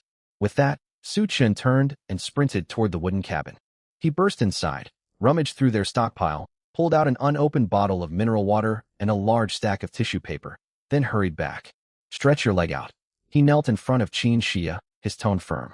Qin Xia froze for a moment before obeying instinctively. Su Chun twisted open the bottle cap and carefully rinsed dirt and grime from around the wound with clean water. The cold liquid touching the injury brought a sharp stab of pain, making Qin Xia's body tremble faintly. Hold on to these. Su Chun pressed the water bottle and stack of tissues into her hands. Clean the wound as thoroughly as you can, then press the tissues against it to stop the bleeding. Qin Xia stared blankly at the items in her grasp, then looked to Yushiyi and Xia Yinin, who knelt beside her with worried faces. Finally, her gaze settled on Su Chun standing a short distance away. Somehow, the agonizing gash on her leg did not feel quite so painful anymore. A strange warmth slowly unfurled in her chest. Thank you, all of you. She lowered her head, speaking so softly the words were barely audible. She used only a small amount of water to carefully wash the wound clean. Water was a precious resource and could not be wasted. Afterward, she pulled out several sheets of tissue, folded them into a thick pad, and pressed it firmly over the cut. Once she finished, she drew a deep breath, gripped the stone beside her, and pushed herself to her feet. Xia, what are you doing? Sit back down. Yushiyi was startled by her movement. I'm fine. Qin Xia shook her head. She picked up her wooden pickaxe and turned her gaze back toward the hard rock face. I've rested enough. Let's get back to work. Limping on her injured leg, she walked once more to the rock strata. Su Chun glanced over at her, complex emotions flickering across his eyes. He said nothing and silently picked up his pickaxe again. The atmosphere turned heavy after that. None of the 4 spoke another word as they swung their tools with greater urgency. Clang, clang, clang. The constant striking echoed, as if venting their stifled frustration and silent defiance against this cruel world. They mined on and on without pause, until the western sky blazed with orange sunset hues. Night was fast approaching. Su Chun halted his movements, straightened his aching back, and let out a long sigh. We'll call it a day. He checked his backpack. After an afternoon of frantic mining, the 4 of them had collected only 6 raw stones in total. The efficiency was despairingly low. Seeing how little they had gained after hours of backbreaking labor, all three girls wore obvious exhaustion and disappointment. Let's head back. Su Chen's expression grew somber. Night was coming once again. Dragging legs that felt weighted with lead, the four trudged slowly back to the wooden cabin like weary ghosts. As soon as they stepped inside, dull thuds echoed one after another. Each of them collapsed onto the cold floor, too drained to lift a single finger. They had chopped trees in the morning and mined stone through the afternoon. Two grueling physical tasks had sapped every last ounce of their strength. Xia Yinin lay flat on the floor with her arms outstretched. Staring at the string of blisters covering her palms, silent tears streamed down her cheeks. It hurt, a burning, throbbing pain. Yet she lacked the energy to even weep aloud. Yu Shi huddled against the wall, her body trembling uncontrollably. Her hands were also covered in blisters. Every breath pulled at her sore muscles, bringing waves of cramping agony. Qin Xia was far worse off. She sat propped against the doorway, her face as pale as paper. The blood on the gash across her left calf had congealed, sticking to the torn fabric of her nightdress in a frightening dark crust. She bit her lower lip hard to muffle any whimpers. Still, her trembling frame betrayed the immense suffering she endured. Su Chun was in slightly better shape, yet barely. He pushed himself upright on the floor and checked their stored supplies. They had eaten 4 apples at noon, leaving 7 remaining. 4 planks of wood had been used to craft the workbench, with 10 left. As for water, 1 bottle had been used to treat Qin Xia, leaving only 1 more. 10 beef jerky strips were now down to a single piece. He tallied the inventory quietly. Wood, 10 apples, 7 mineral water, 1 beef jerky, 1 raw stone, 1. Food was scarce, yet no one voiced a complaint. They barely had the strength to eat anyway. After some time, Su Chun recovered enough energy to open the regional chat channel. He wanted to see if everyone else was struggling to survive the same way. Regional chat channel 7777797963/1000. When he saw the numbers at the top of the screen, Su Chen's pupils constricted sharply. 100,000 had fallen to just over 97,000. More than 2,000 cabins were gone. For people occupied each cabin, 2,000 cabins meant over 8,000 people. In just one night, more than 8,000 people had vanished forever from this world. A bone, chilling cold crept from the soles of his feet all the way to the top of his head. What's wrong? Qin Xia noticed the shift in his expression and asked. Check the chat channel. When they read the horrifying figure, Xia Yinin and Yu Shi clamped their hands over their mouths, eyes wide with terror. Qin Xia's body stiffened, all color draining from her lips. 8,000 people. It was not merely a cold statistic.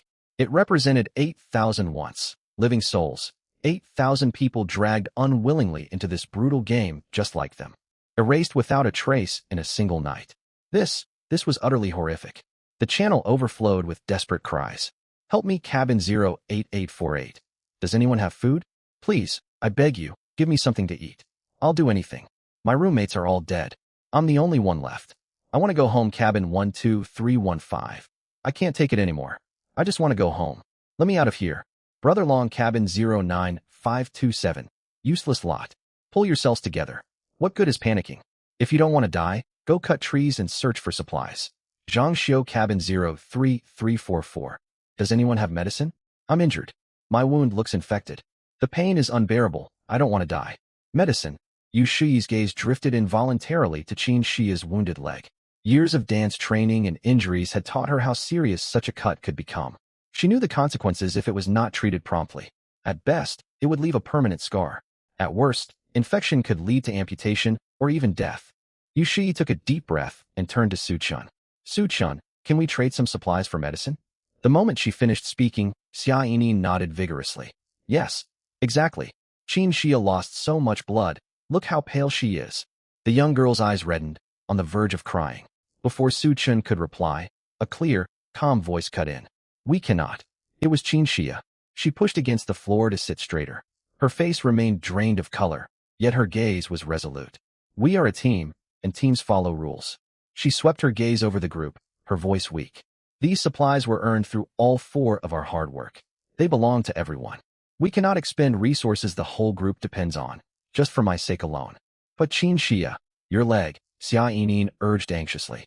Qin Xia breathed slowly, fighting against waves of stabbing pain from her injury, sweat beading along her temples. If collective resources are to be used to buy supplies only for me, I must offer something in return. She fell silent for a moment, thinking over what she could contribute. Eventually, she lifted her head and met Su Chen's eyes. I will take the entire night watch tonight. I cannot climb onto the bunk bed anyway, so I might as well make myself useful.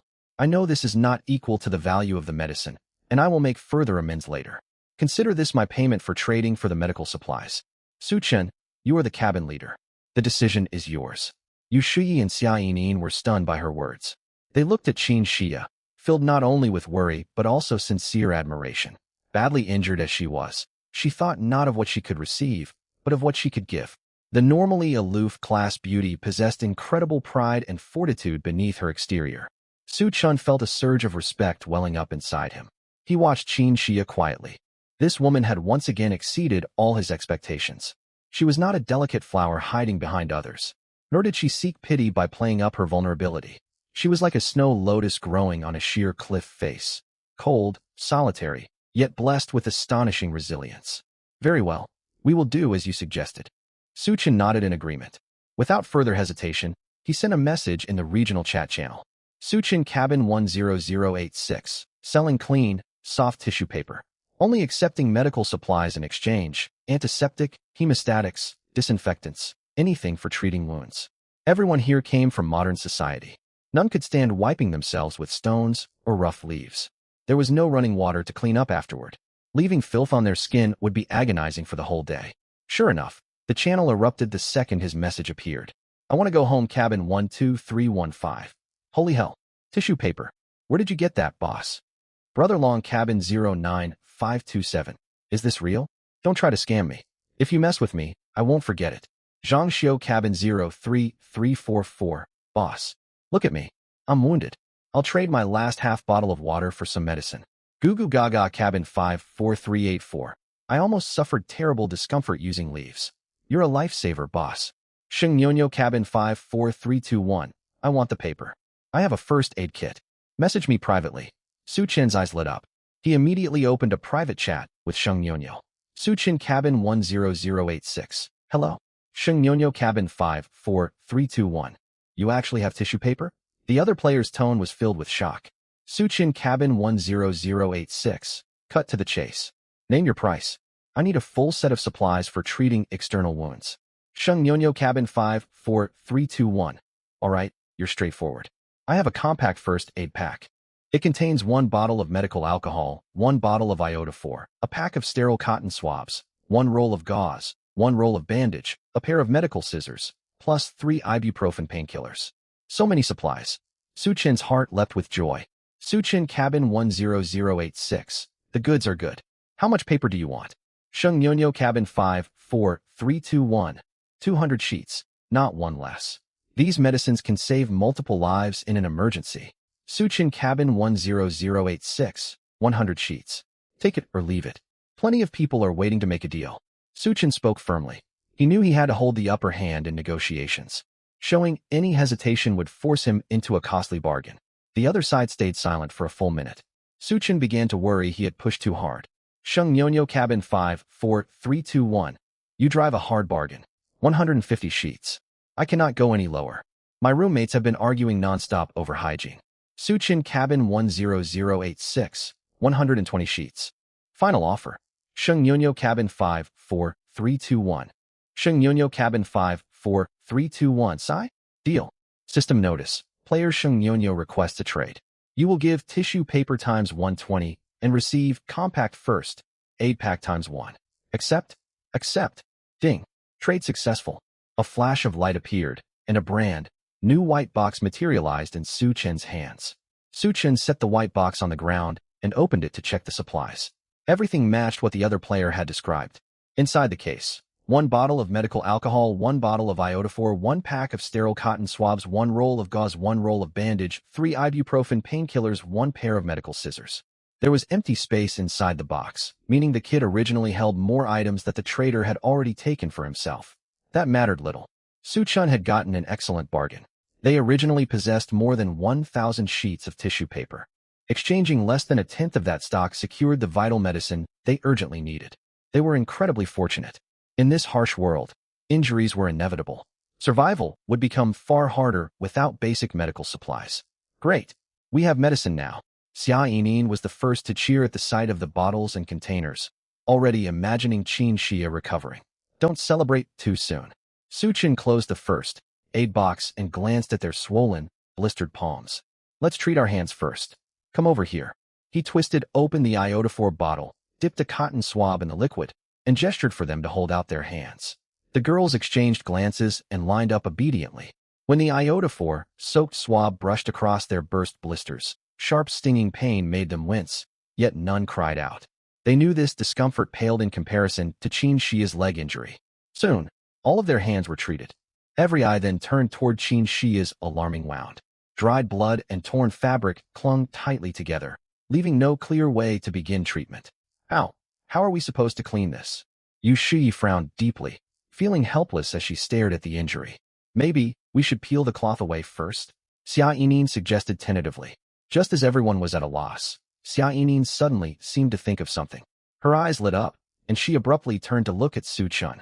Su Chen, I remember you said before that your mother is a doctor, right? You must know how to dress wounds. Can you give it a try? The moment she spoke, Qin Xia and Yu Shi immediately fixed hopeful gazes on him. Su Chen hesitated. His mother was indeed a surgeon. Having grown up around her work, he knew more about medical care than ordinary people. But his knowledge was only theoretical. He had almost no practical experience. I'm only a half-baked amateur. What if I mess it up? It's fine. A cool voice tinged with a faint smile cut him off. It was Qin Xia. Leaning against the wall, she forced a weak smile onto her pale face. There was a hint of teasing in her eyes as she looked at Su Chen. Treat it as trying anything when all other options fail. You can practice on me. It's better than leaving things as they are now. Her words eased the tense atmosphere. Looking at her, Su Chen's hesitation faded away. He took a deep breath and nodded. All right, but you have to endure it. It's going to hurt badly. He walked over to Qin Xia, knelt down, and opened the first aid kit again. First, we need to separate the fabric stuck to the wound.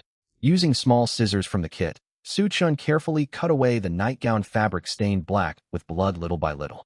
The instant the fabric was fully peeled free and torn from the wound, Qin Xia let out a muffled groan, her body trembling violently. A fine layer of cold sweat broke out across her forehead at once. Su Chen wasted no time and twisted open the alcohol bottle. He soaked a cotton swab and began cleaning the blood and grime around her wound. Hiss. When the alcohol touched the raw, exposed flesh, the indescribable sharp pain overwhelmed Qin Xia.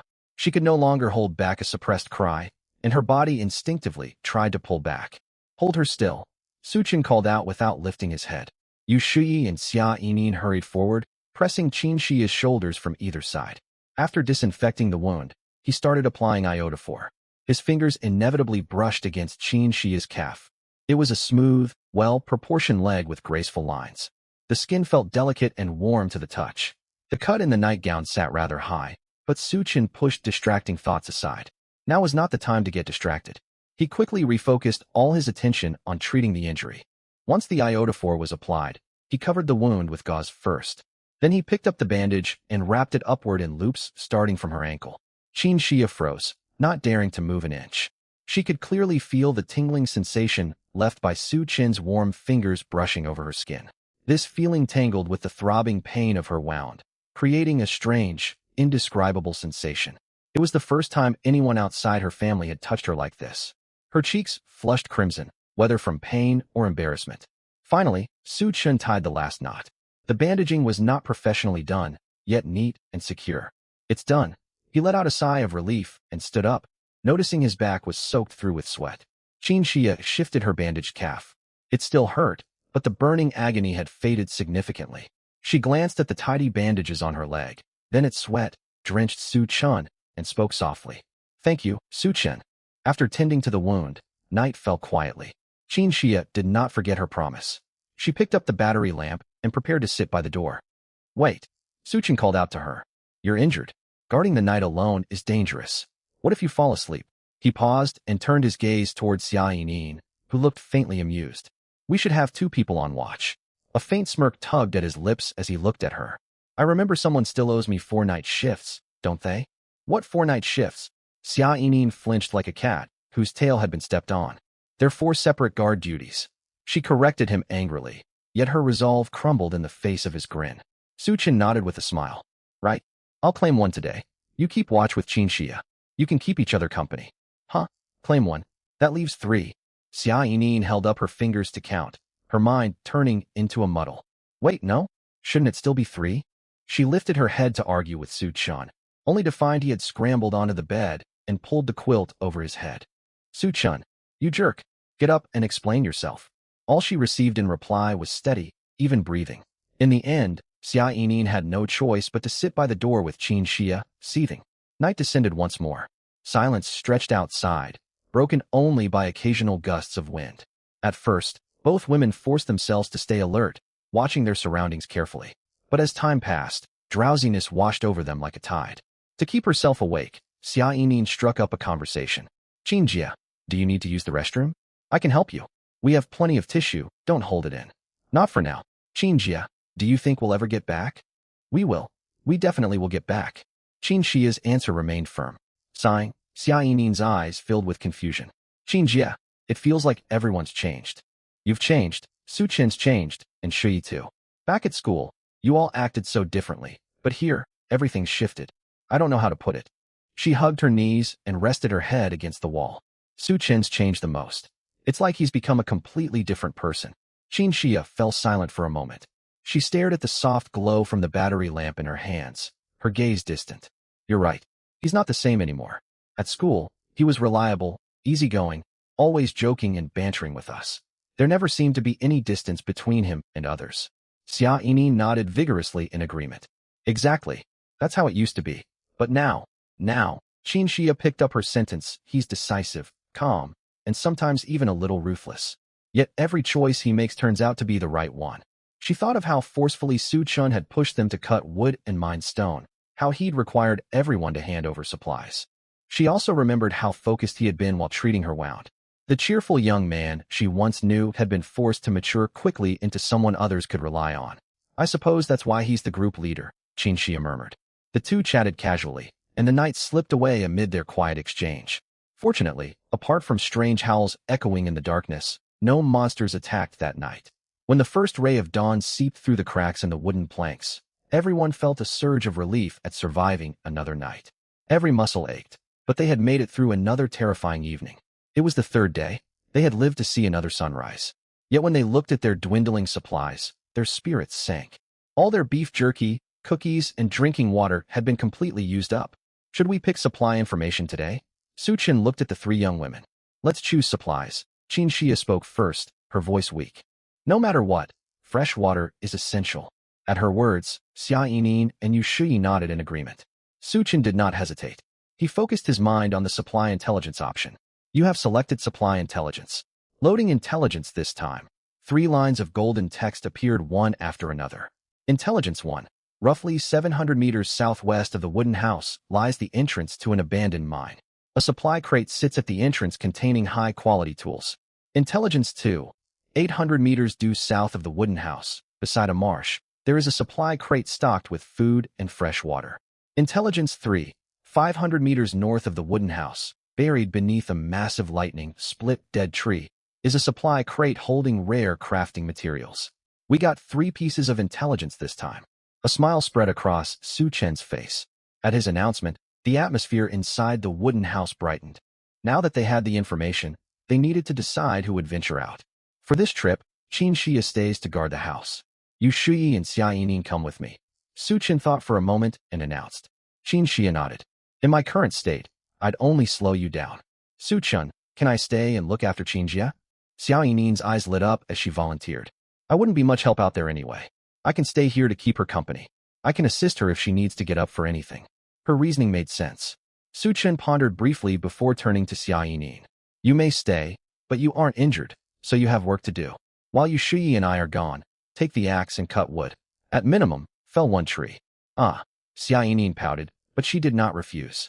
That left only 2 people to set out, Su Chun and Yu Shui. The air between them turned subtly awkward.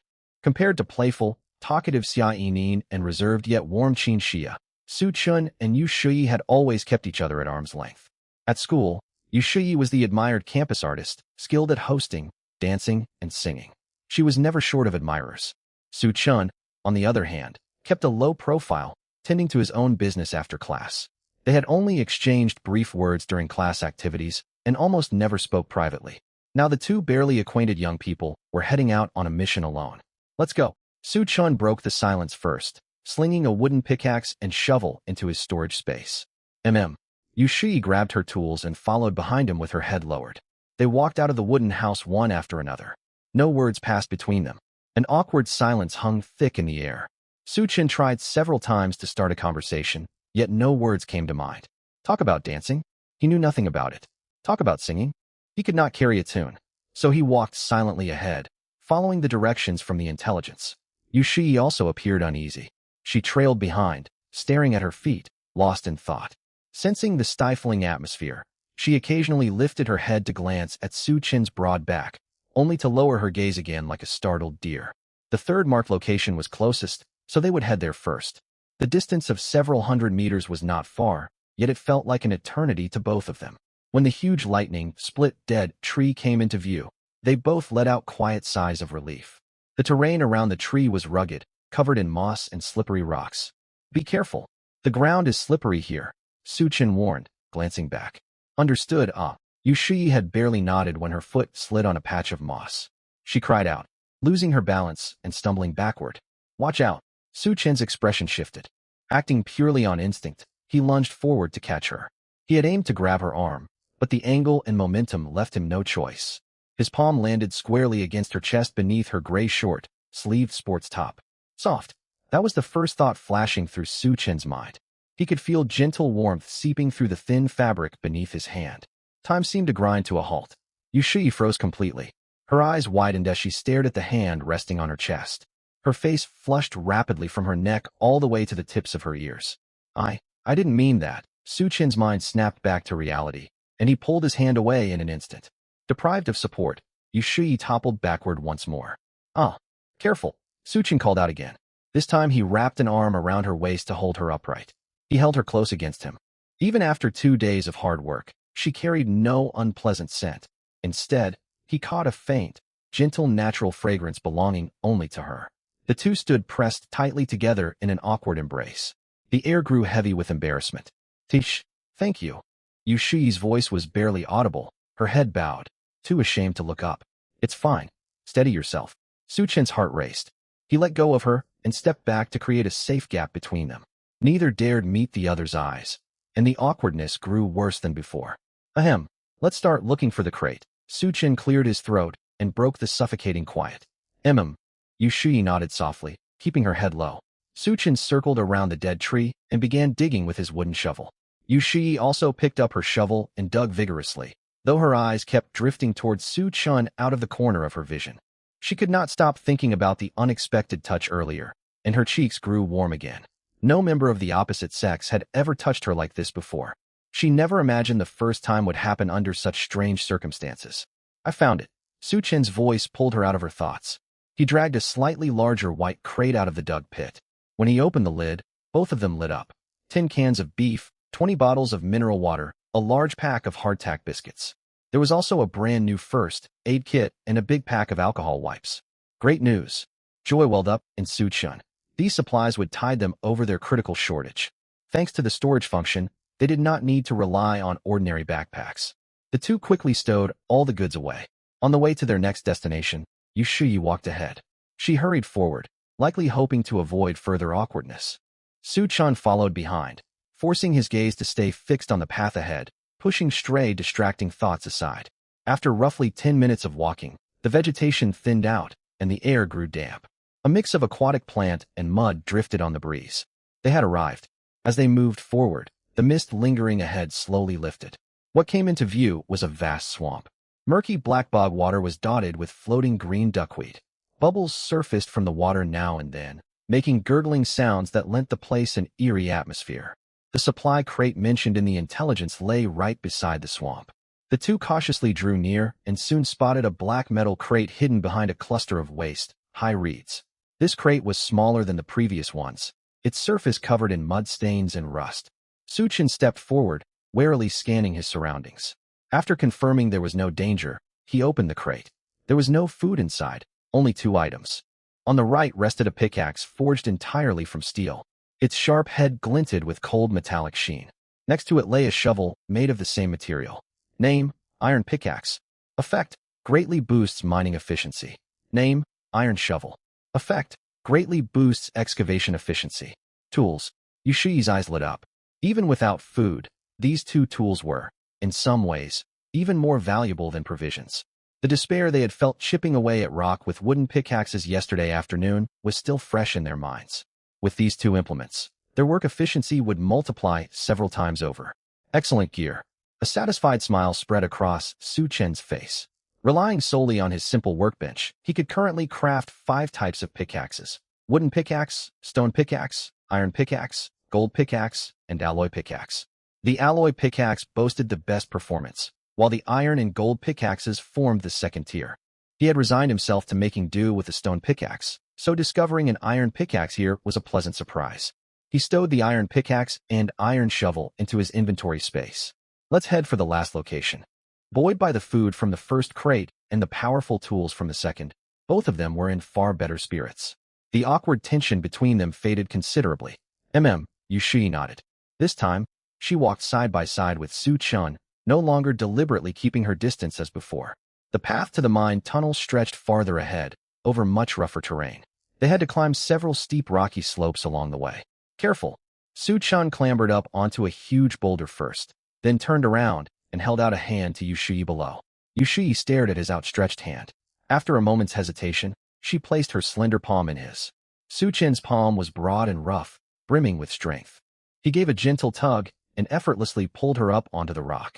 The instant their skin touched, Yushii's heartbeat skipped unexpectedly, and warmth crept onto her cheeks. There seems to be something behind that thicket ahead. Just as they neared the mine tunnel area, Yushii suddenly halted, pointing toward a dense bush not far away. Oh! Su Chen followed her gaze, and indeed noticed something unusual. They exchanged a glance, lightened their footsteps, and cautiously crept closer. Pushing aside layers of tangled branches and leaves, a small wooden crate fully concealed within the shrubbery came into sight. It turned out to be an unexpected find. You have sharp eyes. Su Chen couldn't help but praise her. It was no easy feat spotting this crate amid the pervasive white mist. Yushii grew a little flustered at the compliment, yet the corners of her mouth lifted involuntarily into a lovely smile. The crate was unlocked. Su Chen opened it, and the contents once again filled both of them with delight. There were 10 550-milliliter bottles of mineral water, 4 toothbrushes, 2 large tubes of toothpaste, a stack of A4 paper, a pen, and 4 brand new pure cotton towels. Beside these daily necessities lay several packs of potato chips and 2 cans of cola. Though the chips and cola offered little nutritional value, they were a precious luxury capable of lifting spirits greatly in this doomsday world. Great! We've got soap and toothpaste. Yushii nearly cheered at the sight of these supplies. As someone who valued cleanliness, she had gone 3 straight days without brushing her teeth or washing properly, and the sticky discomfort clinging to her body had nearly driven her to her limit. To her, these items were far more precious than the finest delicacies. After securing the unexpected haul, they continued onward. They had not walked far when sharp yips suddenly echoed from the woods beside them. Both were startled and stopped at once, warily turning toward the source of the sound. A palm-sized, fluffy white puppy poked its head out from behind a tree. It was still a weaned young pup. Its round, dark eyes studied them curiously, and its tail wagged rapidly like a small windmill. It yipped twice more at them, showing no hostility, almost as if greeting them. Before the two could react, it spun around and scurried deep into the woods, vanishing without a trace.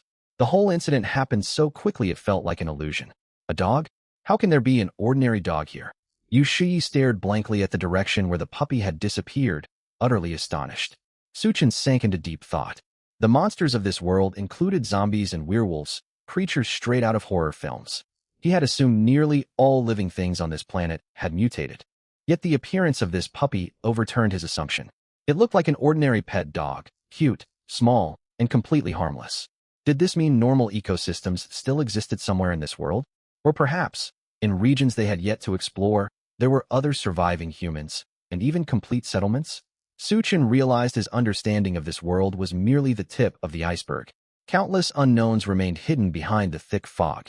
With these complicated thoughts weighing on them, they finally reached their final destination, the abandoned mine tunnel. The entrance was covered by giant vines and weeds, leaving only a pitch black opening. Cold gusts of wind blew out from within, sending a chill down their spines. The supply crate sat to the left of the entrance, half buried in soil. Working together, they dug it free. It was a yellow metal crate with a futuristic design, noticeably larger than the others they had found. Suchin took a deep breath and opened the crate. Resting quietly inside was a square silver drone. Beside the drone were a gamepad-style controller and a thick instruction manual. Name: Small Reconnaissance Drone. Functions: High-definition image transmission, infrared thermal imaging, ultra, long battery life, capable of surveying an area up to 5 kilometers in radius. A drone.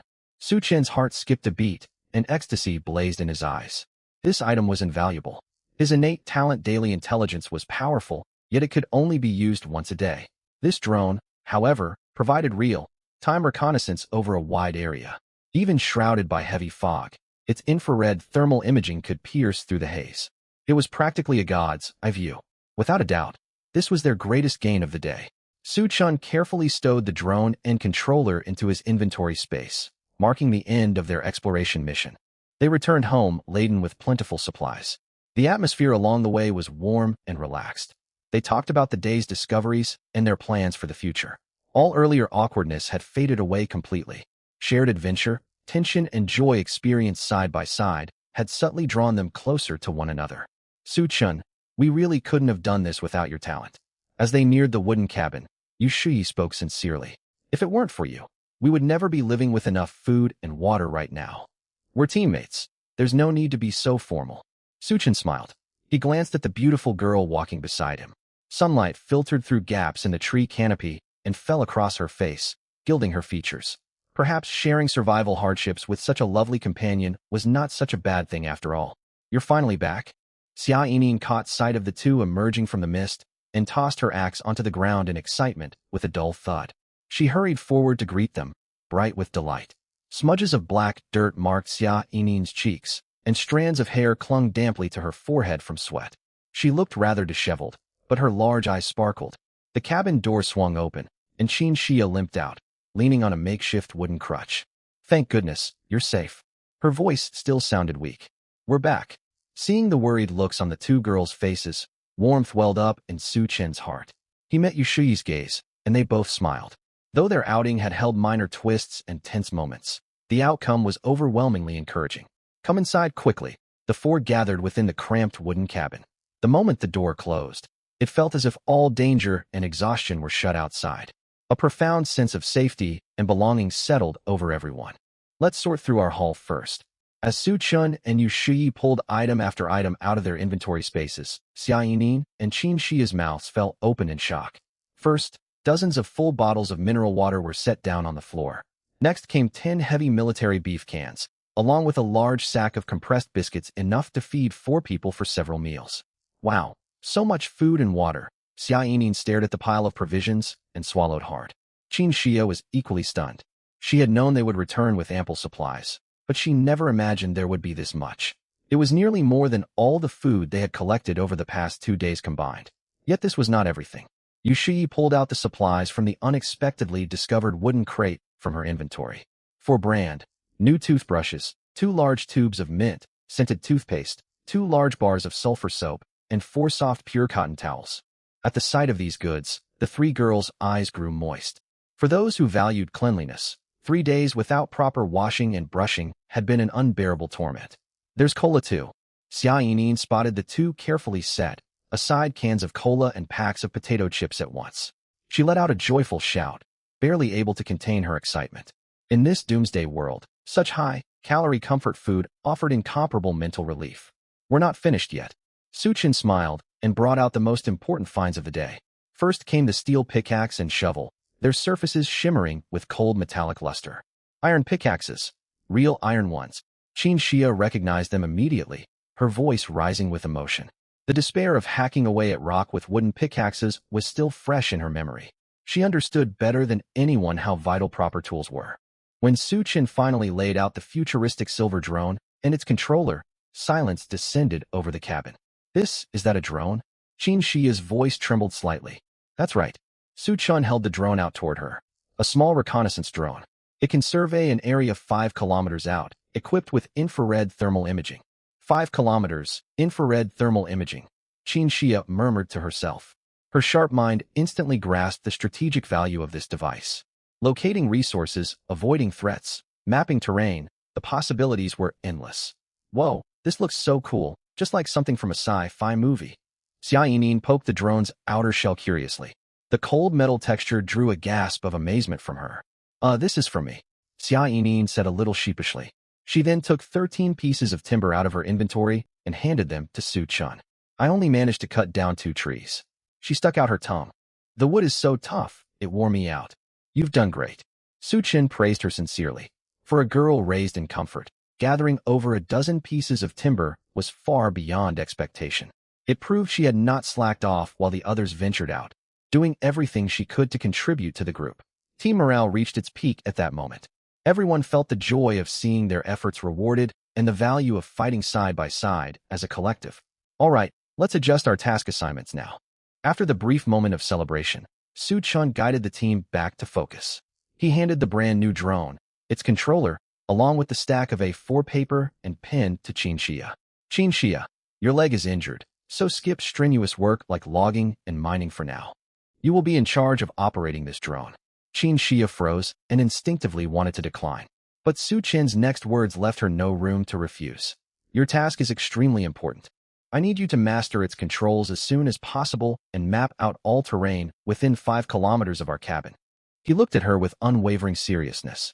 Focus on several key points. First, any other cabins. Second, stable large-scale water sources such as rivers or lakes. Third, monster lairs or gathering zones. This map will form the foundation for all our future operations. Can you do this? Beneath Su Chen's gaze, filled with complete trust and expectation, warmth surged inside Qin Xia. She nodded firmly, and fighting spirit ignited in her clear eyes. Leave it to me. Once tasks were assigned, it was time for the long-awaited lunch. Su Chen generously opened a can of beef stew and brought out the cola and potato chips. Everyone worked hard today. Let's celebrate. Pust, the cola tap popped open. At the familiar sound of bubbles rising, Xia Yinin and Yu Shuyi narrowed their eyes happily. The 4 sat on the ground, eating beef stew with compressed biscuits. Sips of sweet, refreshing cola and bites of crispy chips followed. It was undoubtedly the most satisfying and joyful meal they had eaten since arriving in this world. The satisfaction brought by food greatly eased everyone's frayed nerves. After eating and a short rest, the instinct to survive pushed them to act once more. Let's get to work. Su Chen stood up and hefted the brand new iron pickaxe in his hand. We need to stock up on as much raw stone as we can before nightfall. No one felt any inclination to slack off this time. They returned to the half-excavated mine pit from the previous day and resumed the grueling labor. This time, everything was completely different. Clang. Su Chun gripped the iron pickaxe tightly and swung it with all his strength against the hard rock wall. A sharp, resounding crash echoed, sending sparks flying. It was nothing like the dull thuds produced by the wooden pickaxe. The blow carried tremendous force. A clear crack spread across the sturdy rock face. A fist-sized chunk of stone broke off from the wall. That was so easy. Yu Shuyi and Xia Yinin stared in astonishment. Su Chen himself was elated. He could feel the recoil from the pickaxe, yet most of his force struck true against the rock. Without pausing, he adjusted his stance and brought the pickaxe crashing down again. Clang, clang, clang. Sharp impacts rang out continuously, accompanied by flying sparks and rubble. The rock that had seemed unbreakable before now yielded as easily as soft earth beneath the iron pickaxe. In less than 5 minutes, ding, you obtained raw stone ×1. A chunk of faintly gray glowing raw stone appeared in Su Chen's inventory. The efficiency was more than 10 times greater than mining with a wooden pickaxe. Amazing. Joy spread across Su Chen's face. It felt as though a clear path forward had opened up before him. Armed with the iron pickaxe, Su Chun felt unstoppable. He raised the pickaxe again and again, striking hard against the solid rock wall. Clang, clang, clang. The crisp echoes reverberated through the forest clearing. Rock that had proven impenetrable to wooden tools now crumbled like loose soil. Every blow dislodged large fragments of stone. Nearby, Yu Shuyi and Xia Yinin swung their axes and worked diligently to cut trees. Though their axes were also iron implements, Su Chen wielded a brand new iron pickaxe. The 2 girls only had rusted iron axes whose cutting edges were dulled, barely retaining a fraction of their original sharpness. Coupled with the difference in physical stamina between men and women, Su Chen mined far faster than the pair. Nearly every 3 to 5 swings triggered a pleasant system notification. Ding. You obtained raw stone ×1. Ding. You obtained raw stone ×1. Ding.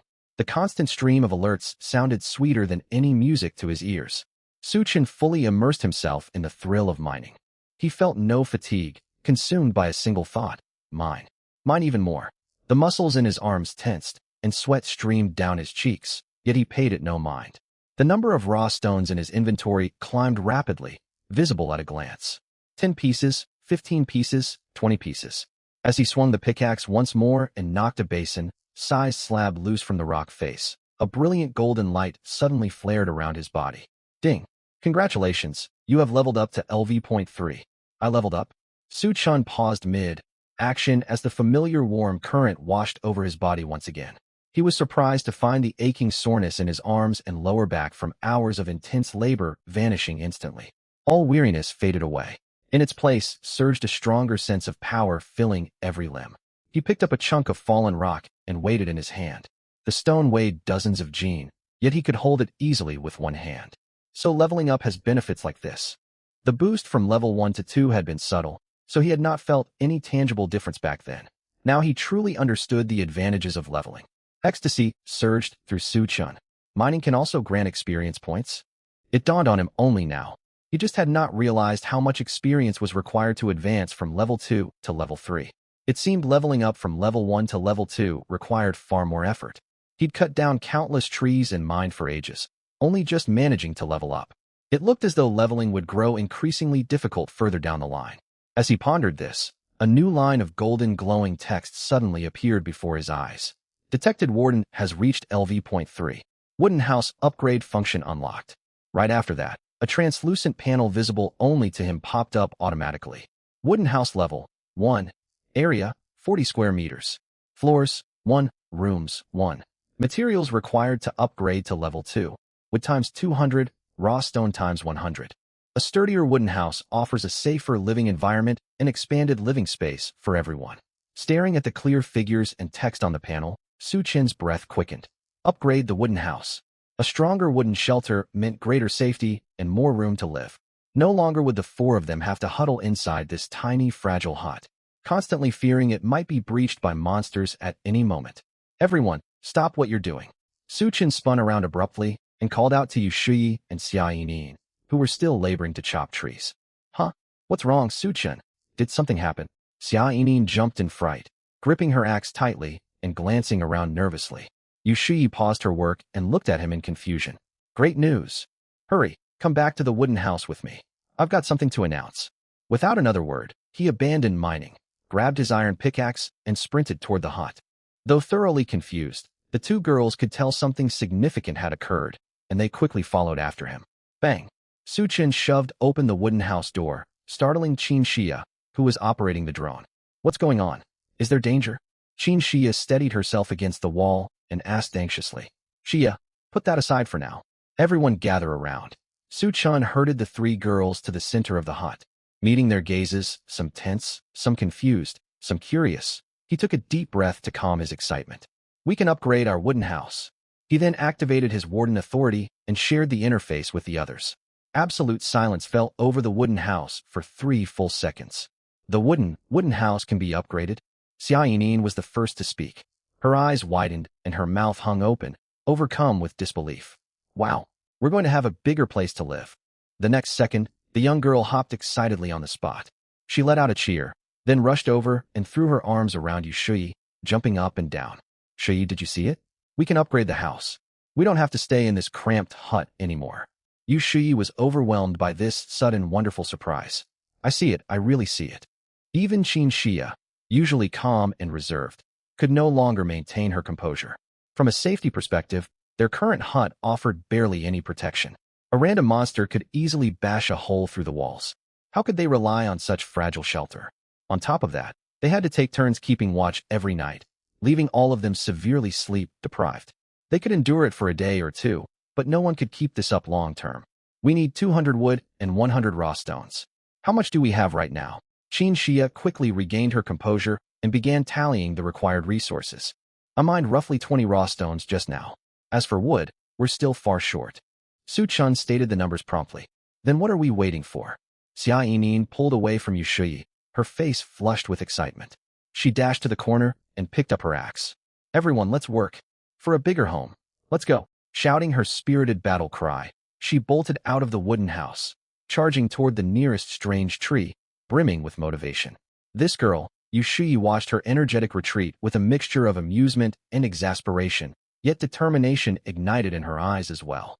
She picked up her own axe and nodded firmly at Su Chun and Qin Xia. I'm heading out too. With that, she rushed outside after Xia Yinin. A broad smile spread across Su Chen's face as he watched the two girls' enthusiasm. He turned toward Qin Xia and found her already looking back at him. Her beautiful eyes sparkled, holding a faint, unspoken warmth. I'm going to work as well, Su Chen said. Be careful out there, Qin Xia replied softly. Night fell at last. Only then did the exhausted group trudge back to the wooden house after a full day of grueling labor. No matter how passionate they had been at first, extreme physical exertion wore everyone down. Thud!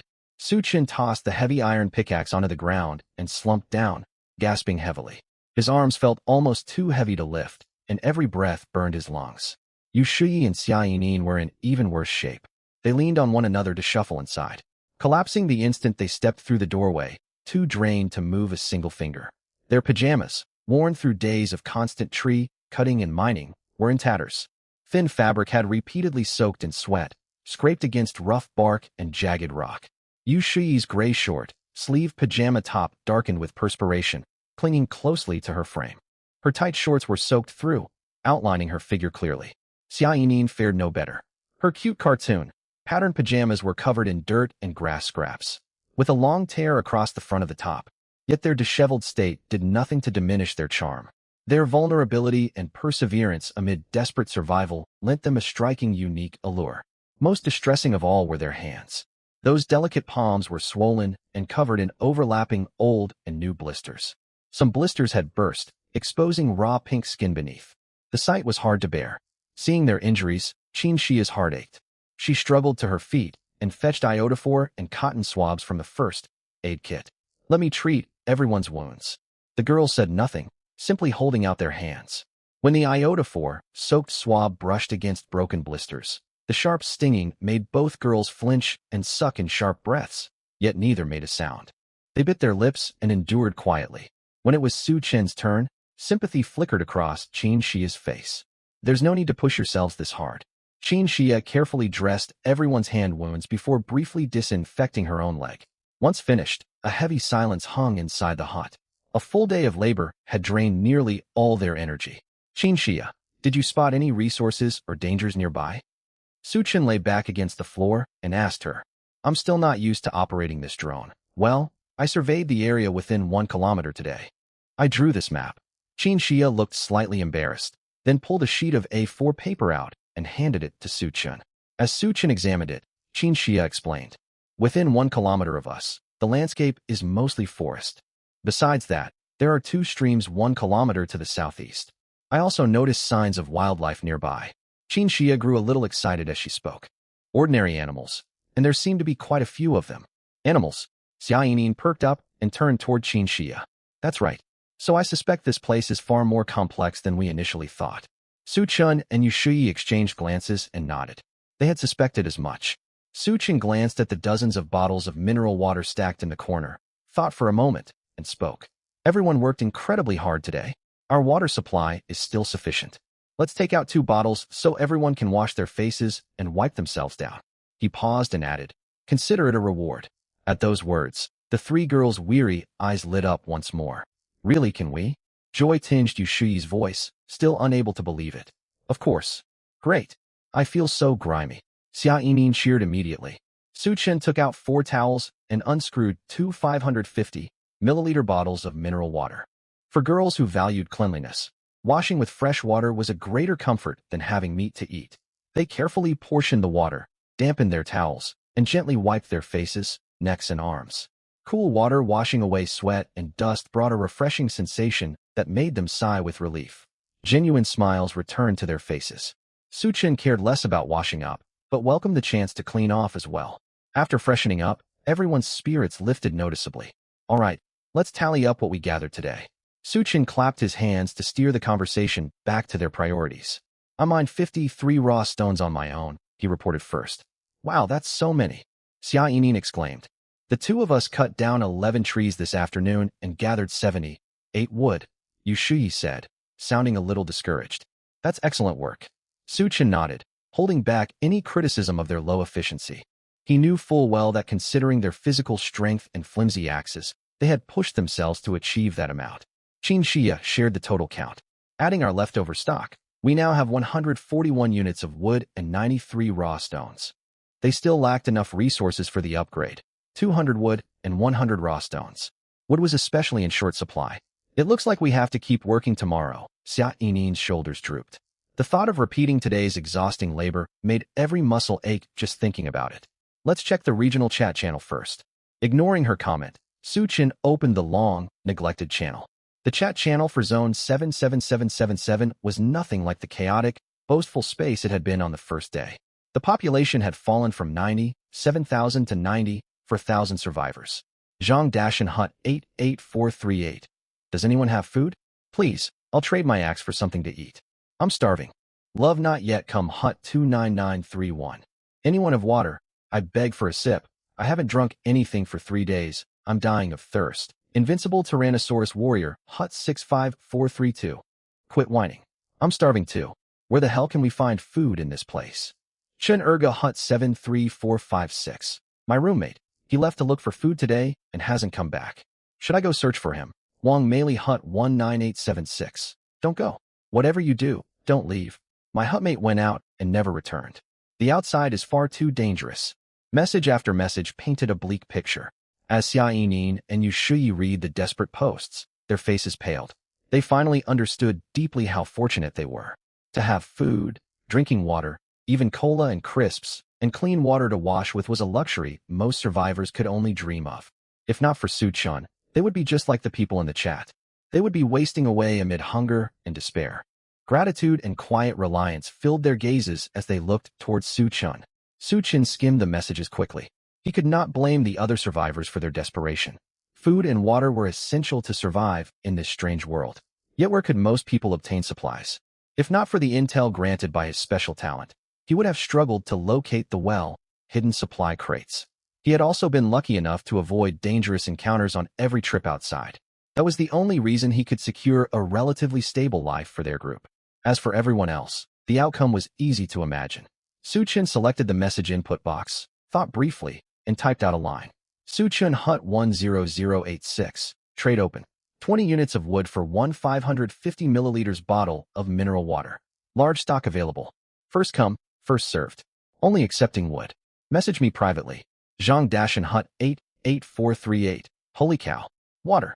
Is this for real, boss? Love Not Yet Come Hut 29931. Truly? I have wood. I want to trade. I'll message you right away. Less than 10 seconds after Suchin posted the message, his private chat window flooded with incoming messages. I have 40 wood. Trade for 2 bottles of water. I'm begging you, boss. Boss, look at me. I have 35 wood. Trade with me first.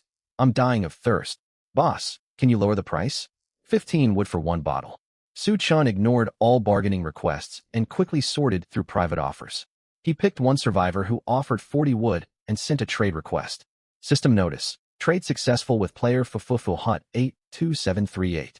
You lost mineral water times 2. Obtained wood times 40. The instant the trade finalized, 40 units of wood appeared in his inventory. It worked. Boss. 30 wood for 1 bottle of water. Wait, isn't this markup a little steep? Before Suchin could respond, another notification popped up. System notice. Trade successful. You lost mineral water times 1. Obtained wood times 30. You have 50 wood? Deal. 2 bottles of water, plus a small compressed biscuit as a bonus. System notice. Trade successful. You lost mineral water times 2. Compressed biscuit times 1. Obtained wood times 50. The 3 girls beside him stared in shock. They watched Suchin work swiftly, witnessing the wood stock in his inventory climb at an astonishing rate. Within minutes, he traded 10 bottles of water and several biscuits for nearly 200 units of wood. The massive deficit of wood was erased completely, leaving them with a surplus. Suchin, Xia Yinin's mouth hung open, lost for words. This was unbelievable. Just moments ago, they had fretted endlessly over their lack of wood, preparing for another grueling full day of labor tomorrow. Yet all Su Chun did was post one message in the chat channel. With a few taps, the wood they struggled so hard to gather flowed into his inventory. The two girls spent an entire afternoon cutting only 78 wood between them. Su Chun gained nearly 200 in half an hour, simply exchanging part of their water reserves. The difference was staggering. Su Chun, you're incredible. Yu Shui admired his profile sincerely. Her eyes were filled with awe. Most people would crumble under such extreme pressure just trying to stay sane. That was why survivors were willing to pay such a high price for water. They feared the supply would vanish. Yet Su Chen remained calm and decisive even in this crisis. Qin Xia watched Su Chen silently, not uttering a word, her gaze fixed steadily on him. So this is how resource trading works. I've learned so much. Xia Yini nodded with a look of sudden realization. Su Chen smiled faintly at the girl's amazement. He closed the regional chat channel and ignored the flood of lingering private trade requests. Trading away 10 bottles of water was already a lot. Even with their current surplus, they needed to reserve enough water for future use. Now that wood stocks were sufficient, they were almost ready to upgrade the wooden house. If all went well, they could begin the upgrade tomorrow during daylight hours. This had always been part of Su Chen's plan. He could have traded for raw stones and completed the upgrade tonight, but he chose not to. No one knew exactly what would happen once the house upgraded. Making unknown structural changes during the dangerous night hours was far too risky. For now, maintaining the status quo was the safest choice. His priority was to strengthen their defenses with available resources. He walked over to the workbench and opened the crafting menu. Furnace requires raw stone times 20. Su Chun immediately selected craft furnace. System notice, furnace crafted successfully. Consumed raw stone times 20. A rough stone furnace, waist, high, materialized in the corner of the wooden hut. He also planned to craft torches. Torches would be their primary means of fending off monsters if danger struck. Torch requires wood times 1, coal times 1. He had no coal yet, but charcoal might work as a substitute. Su Chen added wood into the furnace. Flames roared to life inside, casting a warm crimson glow across the entire hut and chasing away some of the chill. Following the crafting instructions, he began producing charcoal in bulk. Logs tossed into the furnace gradually turned into black charcoal lumps. He then combined charcoal and wood to craft dozens of torches. System notice, torch crafted successfully. Consumed charcoal times 1, wood times 1. System notice, torch crafted successfully. A string of system alerts followed. More than a dozen crudely made but reliably burning torches appeared in his backpack. These torches would be their greatest safeguard against the dark and monsters tonight. By the time he finished, night had fully descended. Eerie monster howls echoed outside once more. The fog grew thicker and blacker than on previous nights, seeming to swallow every ray of light. It was time to decide who would take watch overnight. I'll take watch first, Qin Xia spoke up. She gestured to her leg. I didn't work as hard today, so I have the most stamina. Her reasoning was sound and hard to argue against. I'll keep watch with you. Yu Shui stepped forward. Working alongside Su Chun through the day had bolstered her courage. She wanted to take on more responsibility for their group. Just then, rustling sounds drew everyone's attention. Xia Yinin had somehow crawled under the blanket and pulled it all the way over her head, hiding completely. Only a small tuft of twin ponytails stuck out, as if pretending she could not be seen. Su Chen looked at the trembling bundle under the covers and smirked playfully. All right, since Xia and Shi volunteered, they'll take the first half of the night. He paused deliberately and said slowly, if they grow tired, Xia Yinin can take over their shift. After all, she still owes me 3 watch shifts. The blanket was thrown off instantly. Huh, why me again? Xia Yinin wailed in protest, her face filled with grievance. I worked so hard cutting trees today too. My hands are covered in blisters. She held up her bandaged palms to win sympathy. Debts must be repaid. That's only fair. Su Chen folded his arms, unmoved. Whoa, amid Xia Yinin's futile complaints, the night watch schedule was finalized.